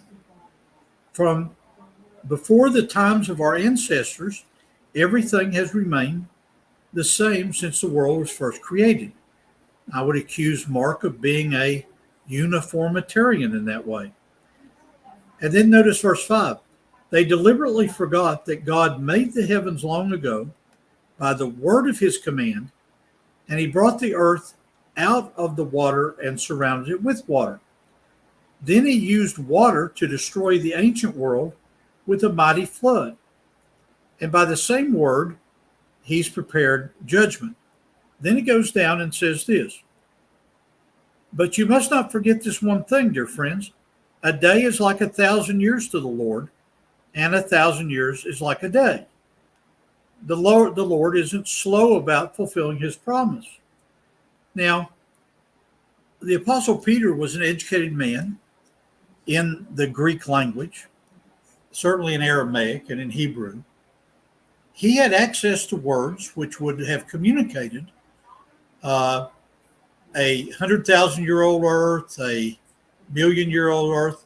He could have said a day is like 1,000,000 years to the Lord, or a million years is like a day to God. Why did he choose the unit 1,000? Well, he chose that because he knew from what he had been taught that it was about 2,000 years to Abraham and about 2,000 years from Abraham to the creation. So he had a sense that where he stood in time could be divisible into units of thousands. If the earth truly was old, Mark, would he not have said millions? But he said thousands as the divisible unit of a 6,000-year-old earth, a young earth. Thank you, Donnie. Okay, David McQueen, thank you very much for the 5-minute closing statement. Let me restart the timer. And Mark, whenever you're ready, you also have 5 minutes. Go ahead. Floor is yours. Okay, so the whole idea of this debate, it was scientific evidence, not just claims, not just assertions, not just what a book says, but scientific evidence. The problem is that this evidence, and you can believe whatever on the evidence that you have. I don't have a problem with that. That's a different debate. That they're not scientific evidence, that it's not novel testable predictions. It's not testable at all. It's not tested at all to see if these claims are true. And when we ask, how can it be tested or falsified? David has no answer. He doesn't know. There's no answer to be had. When you ask how it can be falsified, anything in the Bible can be falsified. There's no answer to be had. Now, I'm not saying that there isn't things in the Bible that are true. Obviously, the places are true and the people might be true. But it's the claims made off of it and the origins made off of it that isn't falsifiable. And therefore, it is not science. It could be reasons to believe, but not scientific evidence. And not all evidence is scientific. You can have anecdotal evidence. You can have all kinds of different evidence. You can have circumstantial evidence. You can have there's lots of different evidence. It's just not scientific evidence. David couldn't back up his claims with any scientific evidence whatsoever. Not for a young Earth creationism. He only sort of brought up things that were problems with our own model, and that's not evidence for. As I pointed out, you have to provide evidence for your claim, not evidence against anything else. And doing that is just sort of shifting the burden of proof. The whole polonium halo thing, there's been vast criticisms of that by geologists, because Gendry was not a geologist, and so his methodology was flawed. He did not take into account all these other factors. He really does not have the degree to be able to publish as a geologist because he is a physicist. And he can publish as a physicist, that's fine. But, geologists do have problems with what he did. And there was the multiple court hearings that basically showed that creationism is not a science at all. So yeah, I think that the burden has been absolutely failed here. There's been no presentation of scientific evidence for the claims whatsoever, and just sort of pointing to what a book says that's unfalsifiable is not scientific evidence. It's just another claim. Thank you. Okay, gentlemen, thank you very much for those closing statements. We're now going to move into roughly 25 minutes worth of audience questions. And so, as we usually do here, it's not your first rodeo here on Standing for Truth, David and Mark, but just to kind of remind you, whoever the question's for, we'll give them the last word. Let's say between 1 and 2 minutes to answer each question, and we'll kind of go from there. All right, here we go. We'll Thank you, start Donny. off. No problem. My pleasure. Okay, here we go. First question comes in from Taylor K. Thank you very much, Taylor. Question for Mark. If carbon-14 has a half-life of 5,730 years, why does it still exist today? Well, it's not 5,700 and it's not 5,700 like I said in the question, but yeah, it's roughly 57,000 something. Look, it's because other stuff decays into carbon. Is a chain of decay, is how it works. So you don't have just carbon-14, and then when it's gone, it's gone. There's other things that decay into that element. Thanks, Mark. David, floor is yours. Carbon-14 has a demonstrated half-life of about 6,000 years. In my training, archaeologists are hesitant to use carbon-14 past about 50,000 years ago. By the way, Mark, so Gentry couldn't comment because his training was in physics? Does that mean that since Charles Darwin's degree was theology, he wasn't allowed to comment on the origin of species and natural selection? Thank you, Donny. Thank you, David. Mark, floor is yours for the final word. Yeah, so and as I said, there's a decay chain, so I've explained that. As to your side, yes, he could comment, absolutely could comment. But if actual geologists start to bring up problems with his methodology that he cannot contradict and he cannot address, then there's some problems there. Plus, in Darwin's day, nobody was a biologist, and the degrees were different than we have today. So, he was a natural philosopher and theologist. He couldn't go get a, degree in sort of biology because it didn't kind of exist at that point. All right. Thank you. Thanks, Mark. Okay. Next question comes in from Travolt. Question for Mark. If the Big Bang is true, why do we not find more thorium than uranium in the universe? Uranium decays into thorium, which then decays slower than uranium. As I'm reading through the question, not completely on the topic of young Earth creation, but it's up to you, Mark, if you wanted to speak. Yeah, I thought thorium was more abundant than uranium. It's certainly more abundant on Earth. That's not in question. I mean, David can probably back me up on that one. So I'm not sure. In the universe, I'm not sure about that. I'm not a cosmologist, but I think that thorium's more abundant. It may be because uranium, the conventional model, I'm not sure if David would agree with this, but uranium is caused by supernova reactions, where sort of it produces heavy metals. So, but I'm not sure that question's well formed because of the assumption that it makes. I would prefer to yield on that and go to the next question, please, Donny. Would you agree, David, that there's more thorium than uranium? Well, I would think that since uranium decays into thorium in the ordinary decay chain, there would be initially more uranium and then thorium. But again, I'd rather go to another question. Okay, question. But Mark, if you're going to say something, go ahead. Yeah, I don't think that answers my question, which is, I mean, currently in the world, what is more abundant, thorium or uranium? It was the question. I'm not sure I really mind about initial conditions. It doesn't really enter into it. I don't know your answer. I don't know how to answer you, Mark. Let's go on to the next question. Why? It's a simple question. What's more abundant in the Earth, thorium or uranium? I mean, you're we a have less geologist, than right? 15 minutes left. I don't want to look it up. Let's go to the next question. You don't know? Oh, no, I don't have it memorized. No. Okay, gentlemen, if you're good to move on, here we go. Question from T-Rock. Question for Professor McQueen. Would you expect that the heat of the Earth's core should destroy the Earth's magnetic field over time by de-aligning the field between particles? Well, let me respond to that. Since creation, there has been heat radiating from the Earth's core. No question that that is true. The effect of that heat on the Earth's magnetic field needs to be addressed in this way. Let me get a prop here to do it. Here is Mark's magic wand of evolution. Let's touch the frog and turn him into. Oh, that's another. I'd be happy to have that debate as well, David. No. Absolutely. Let's go on here. Imagine this to be the Earth's axis. This is the axis of the Earth.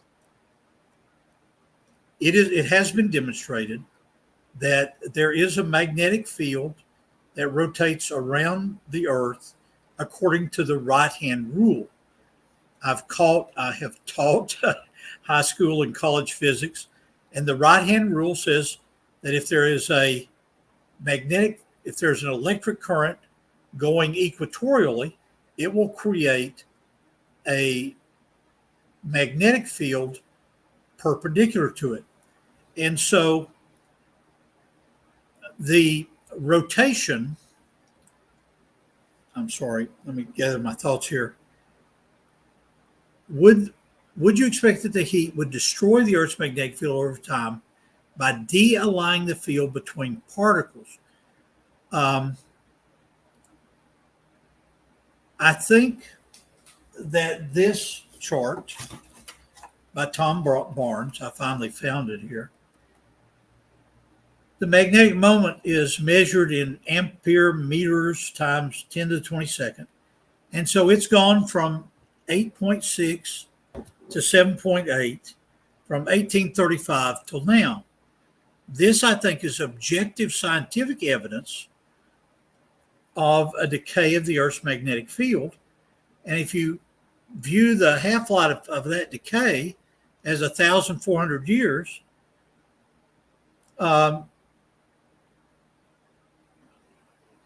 it puts an upper limit on the age of the Earth. Why?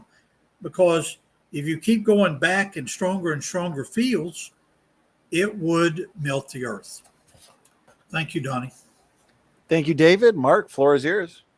Yeah, I know this one after talking with T-Rock. So what you're talking about is ferrous magnets, not the ferromagnetic force, not electromagnets. Because of the dynamo effect, it's electromagnetic. It doesn't get destroyed by heat, so that isn't true. That graph of McQueen's doesn't also address the reversal of the magnetic field that we can see through observing the ferrous particles within rocks. It's kind of weird that sort of Professor McQueen doesn't know about this stuff. But yeah, what you're describing is a ferromagnetics, not electromagnetics. So important to differentiate the two. Okay, thank you, Mark. David, question was for you. You get the last word. The right-hand rule in physics does not simply apply to ferromagnetic conductors. If you have a copper wire that we rig up going around a vertical ferrous rod, high school physics here, if you run that current through a copper wire, it's still going to produce a magnetic field perpendicular to the direction of the current's movement. Okay, Donnie, back to you. Okay, next question comes in. It's in the form of a super chat. Question from Sunflower for Mark Reid.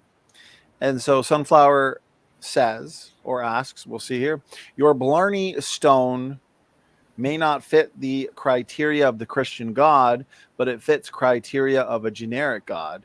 So the Blarney stone would just be God. Okay, so more of a statement, and therefore, Mark, however you'd like to respond, go ahead. Yeah, sure. And I want to give a big shout out to Sunflower. I do owe Sunflower an email as well, so I do apologize, mate. I'll get to that, but it's good to see you. Hope you're well. So the Blarney Stone has no mind and so no agency, and that's the thing that differentiates it from a god. So in order to be a god under most philosophical, or nearly all philosophical definitions, you have to be an agent. You have to have some kind of imposition of will. As a object rather than an agent, a stone would not have that imposition of will. So that is why the stone is not a god. It's just a stone, and it's magic. Okay, appreciate it, Mark. And thank you again, Sunflower, for the super chat. David, any thoughts? Oh, yeah. My wife and I both are Clan MacDonald. We've traveled to Scotland over the years to find our ancestral home, and we view the Irish as our cousins. And we're aware that there is a Blarney stone in Ireland that can be kissed, I guess. And the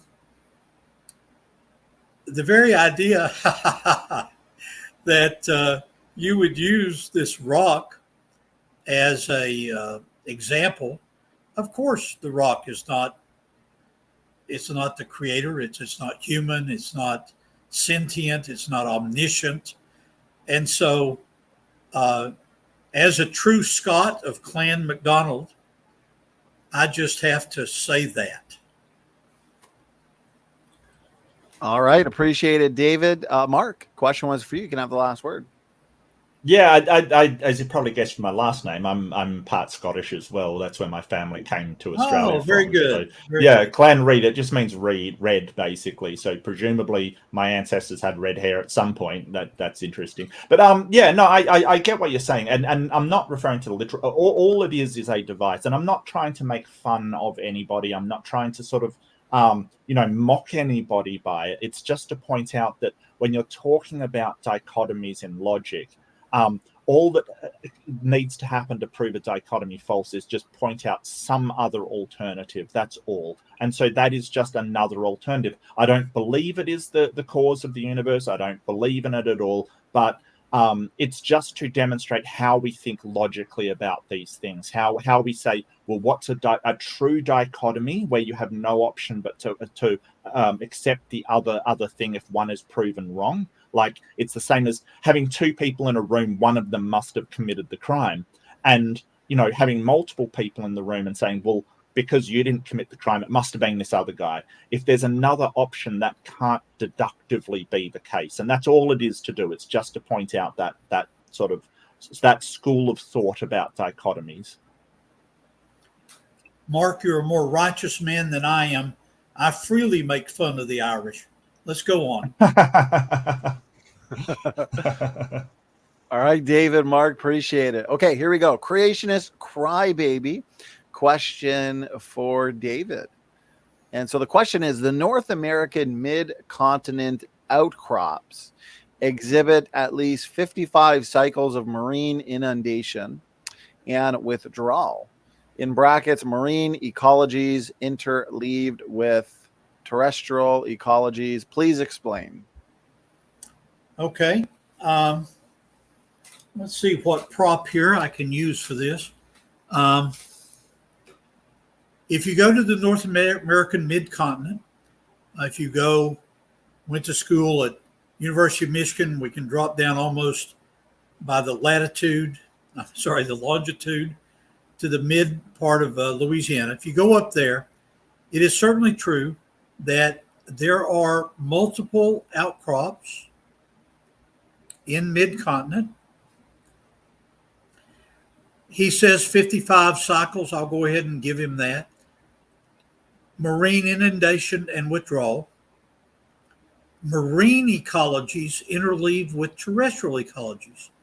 This gets into the interpretation of certain rock units as being lacustrine, littoral, and so forth. I don't want to deal with that.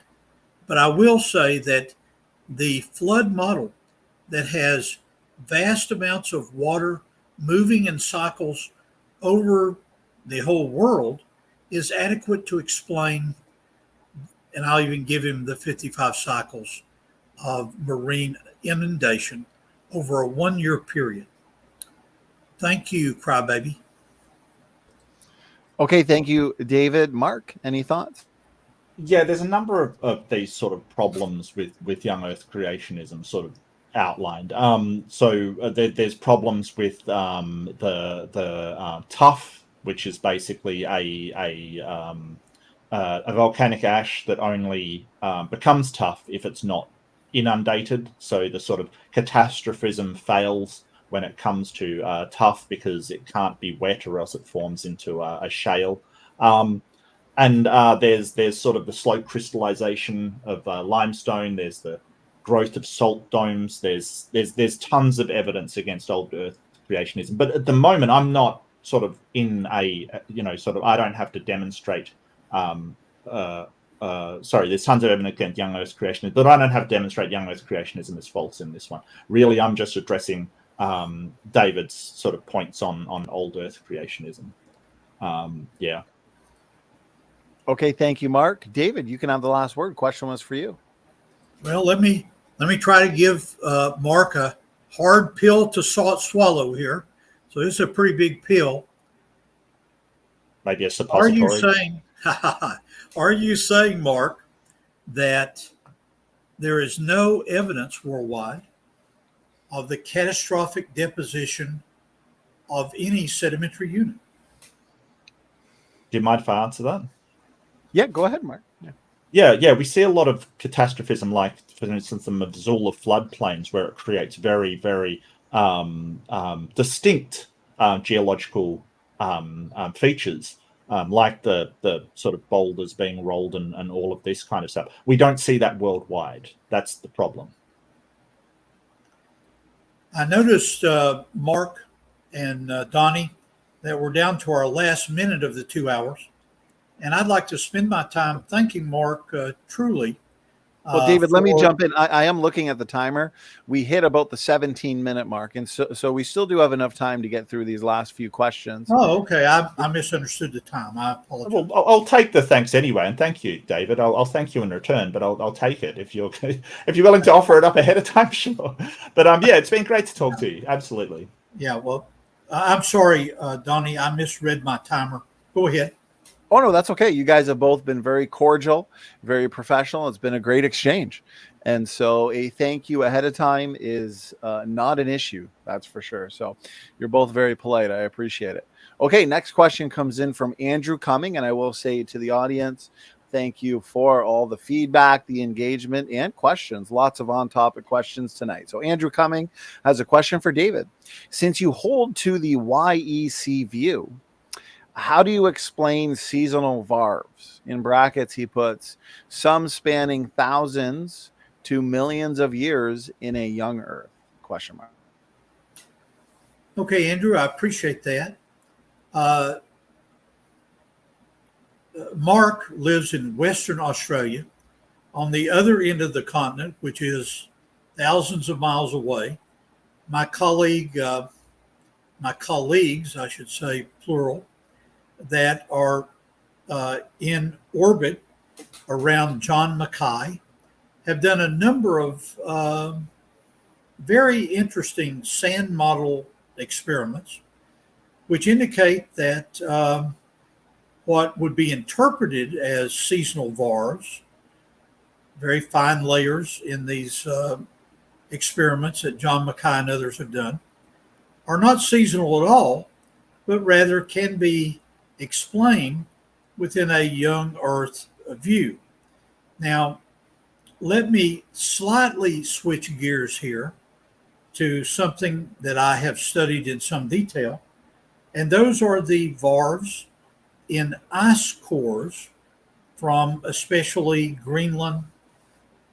There's some data also from Antarctica, but I'll use the the varves in Iceland, I'm sorry, the varves in Greenland as an example to show how this fits in. Mark has made a very good point throughout our discussion to say, well, McQueen, where's the data? Where's the actual data? How can we tell the truth of what you're saying there?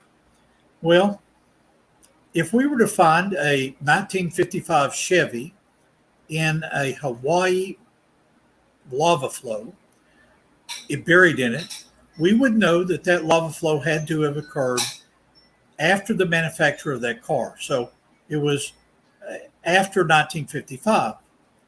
In Greenland, in some of these very deep borings, they have found a World War II aircraft.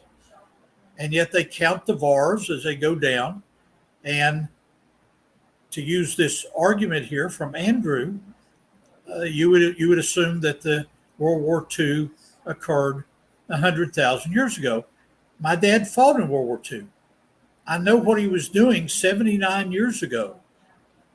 Can you see the argument, Andrew? The VARVs don't necessarily count year for year, biannual, and so forth. Thank you, Andrew. Okay, thank you, David. Mark, floor is yours. Yeah, there are other ways to form varves. We're talking about seasonal varves here, David, ones that form over the year. So we can sort of point to the Green River Formation, for instance, that has sort of 600 million varves, and we know that it formed annually because it has all the distinctive marks. I can also point to Lake Seetsugu, which is in Japan, and it has a 60,000 year varve chronology. And we know it's seasonal, we know it's yearly, because it's still forming today. So that's 60,000 years, which is way over your estimate of 6,000. And it still forms today. So we know that's how it is forming. We know it's not any other method. The thing that you mentioned was the Lost Squadron. Now, the Lost Squadron, yes, they sort of say, hey, it's this far down. But in actual fact, the Lost Squadron is an active glacier region, not a stable glacier region. So it's constantly melting and resetting. So we don't take ice core samples and measure dates from an active glacial region because it is so subject to change. We take ice core samples to measure age from stable glacier regions because it doesn't melt and then reset. And that is how those squadrons got down there. It's because it's in an active glacier, one that is going back and forth. So the Lost Squadron is a really obvious example of where you're taking the data from the wrong place. Thank you, Mark. David, a question was for you. You can have the last word. Let's go back to the Green River Formation in the western United States. I have samples in my collection and actually have visited the locality in my geologic experience. And it is interesting that there are very thin layers there. But what do those layers contain, Brother Mark? They contain fish fossils, some of which are captured in the midst of giving birth, and the fish are consuming each other. It looks like an evidence of catastrophic deposition to me, irregardless of the number of seasonal varves, so-called. Okay, thank you, David, for that final word. Next question comes in from Uncensored Pilgrims. Paul Price, thank you very much. And as you know, Mark, of course, you and Paul had an excellent formal debate on evidence for God just a couple months back. So his question for you is, what in theory would conceivably count as scientific evidence for creationism? Yeah, hi, Paul. Good to hear from you. So I sort of went through this already. So we're talking about novel testable predictions. We're talking about falsifiability, the ability to falsify things. Now, if you sort of say, well, nothing's falsifiable, I mean, that's fine, but that would mean that nothing in creationism is actually science. And then that's, I don't see how that's the problem of science. It has a number of sort of strict regulations of what we need it to do to be science. one of those things is falsifiability. And I'm sorry, that's just how science works. So if you want to go and say, well, I believe this upon, all of the other evidence, the anecdotal evidence and the historical evidence, if you will, the biblical evidence, other evidence, that's fine. It's just not scientific evidence. That's all. Okay, thank you very much, Mark. David, any thoughts? Yes, I think Uncensored Pilgrim, plural, the evidence that I've presented tonight from Gentry's work, from, now again, I'm going to focus on evidence for creationism, young Earth creationism. I think tonight I presented evidence from Tom Barnes' work, from Bob Gentry's work. Maybe I haven't been clear enough about my own research that deals with this. If you do a search of ICR acts and facts from the past, you'll find that I've written one article that deals with an evidence for the rapid formation of crude oil.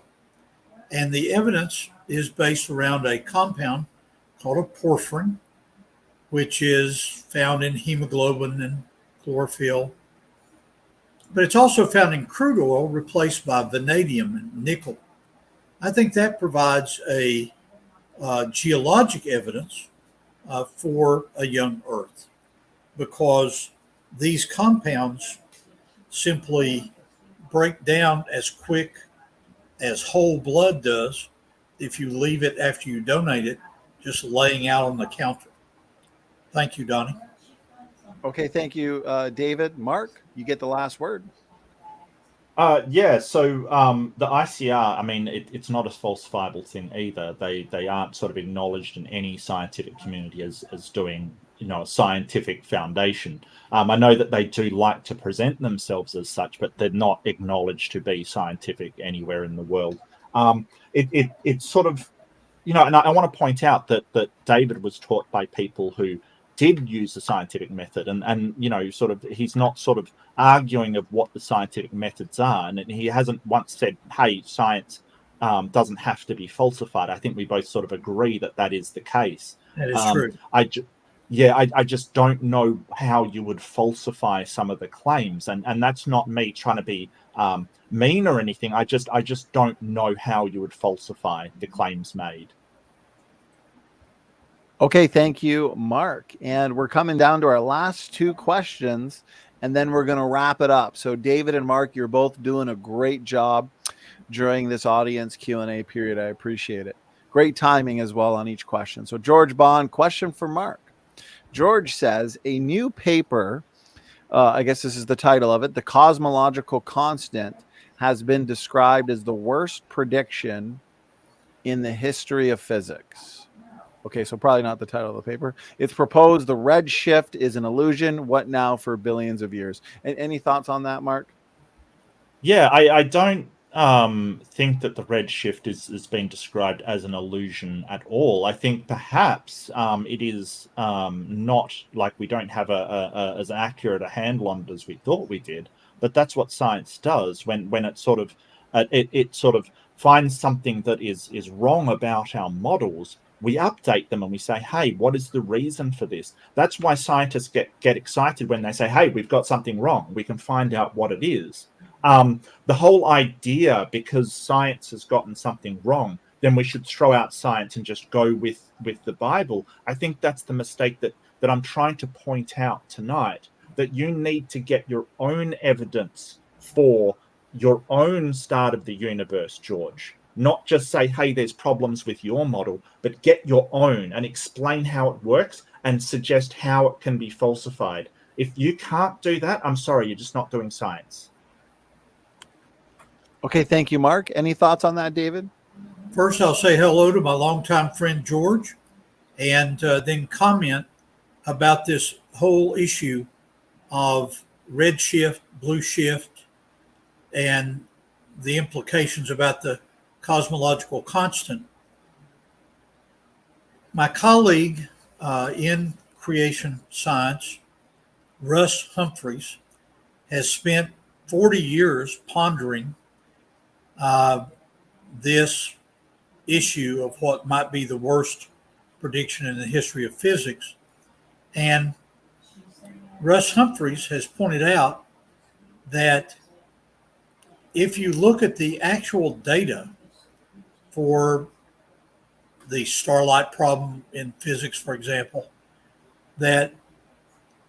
starlight problem in cosmology and astronomy, how can there be really a galaxy that we know is 1 light year away would make it longer than 6,000 years? I think that Russ Humphreys' argument that there is a level of confusion, I guess I'll use that word, in the whole idea of the expanding universe, redshift, blue shift.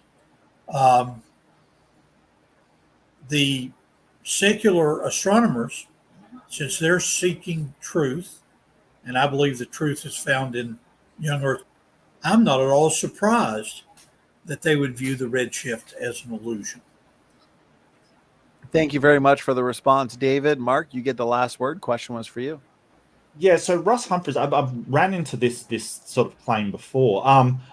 He sort of proposes some kind of white hole theory that the universe came in from expanded out of a white hole less than 10,000 years ago. This whole thing is that he doesn't have any scientific evidence to back up these claims. All he is doing is making arguments trying to fit the biblical view to what we know in science. Like, even if we got the amount of redshift wrong, our model might be out by a certain amount, but you're not going to get back to the 6,000 to 10,000 years that you want. It's just not going to represent that. You have to make these ad hoc explanations like the universe came out of a white hole 10,000 years ago. That's fine. Now get the scientific evidence to demonstrate that, not just make the claim. And that's his problem. He can't get the evidence to demonstrate it. Okay, Mark, thank you for that final word. And that wraps up the audience Q&A. And so again, I'll say great job, David and Mark, answering the questions to the audience.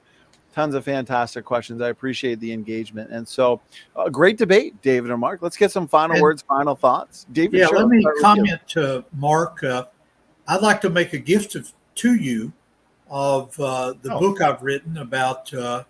It's called The Mineral Book. It has to do with mineralogy, crystallography, that sort of thing. So if you could provide Donny in the next few weeks your mailing address, I will mail you an inscribed autographed copy of my book as a way of saying thank you to you for today. Okay. I'm kind of loath to give out my address over the internet, but okay. No, you give it to Donny. He can communicate it to me verbally. I don't want you to put your address out on the open web. No. I'm not going to give you my address. Oh, good. Yeah. No, I wouldn't trust me either. No. I'm an atheist, right? I don't trust you. If it's autographed by David McQueen himself, keep that hand. That's going to be worth something one day. So yeah, okay. Rod said it's worth at least an extra $1, even an Australian dollar. Appreciate the generosity. Okay, David, thanks for the final words, final thoughts. And David, thank you for your time tonight for the debate. Mark Reid, over to you. Thank you as well for your time for this Thanks, Donny. debate. Let's get some final words, final thoughts from you. Oh, yeah, I really enjoyed talking to you, David. It was actually a really cool time. I really enjoyed it. And thanks for having me on, Donny. It's all great. Actually, I was mentioning on the stream the other day, I got to say, and I mentioned it before, I might disagree with Donny on all kinds of things. I disagree with David, but nobody can fault Donny's professionalism. I just want to say that up front, like one of the most professional people I've ever interacted with on YouTube. So, yeah, I just want to give you a big congratulations on that, Donny. I don't think that's, sort of said enough, but apart from that, I disagree on all other things except for superhero movies. That's apart from that. As my friend George would say, I'm moving my cursor to leave the studio. Good night, my friends. Good night. Okay, Good David night. and Mark, I appreciate those kind words. That means a lot. So that really does. Thank you And yes, very much. we do have that common interest in superhero movies. And so that's good. That counterbalances the disagreements over origins. At least a little bit. Sure. All right, Donny, I get out of here as well. Yeah. David's left the building. I All right, guess no we're worries. closing it down. Okay, Yeah. Mark, thank you. To the audience, thank you so much. And it's just me. So I feel so lonely now. Okay, Standing for Truth is out. God bless.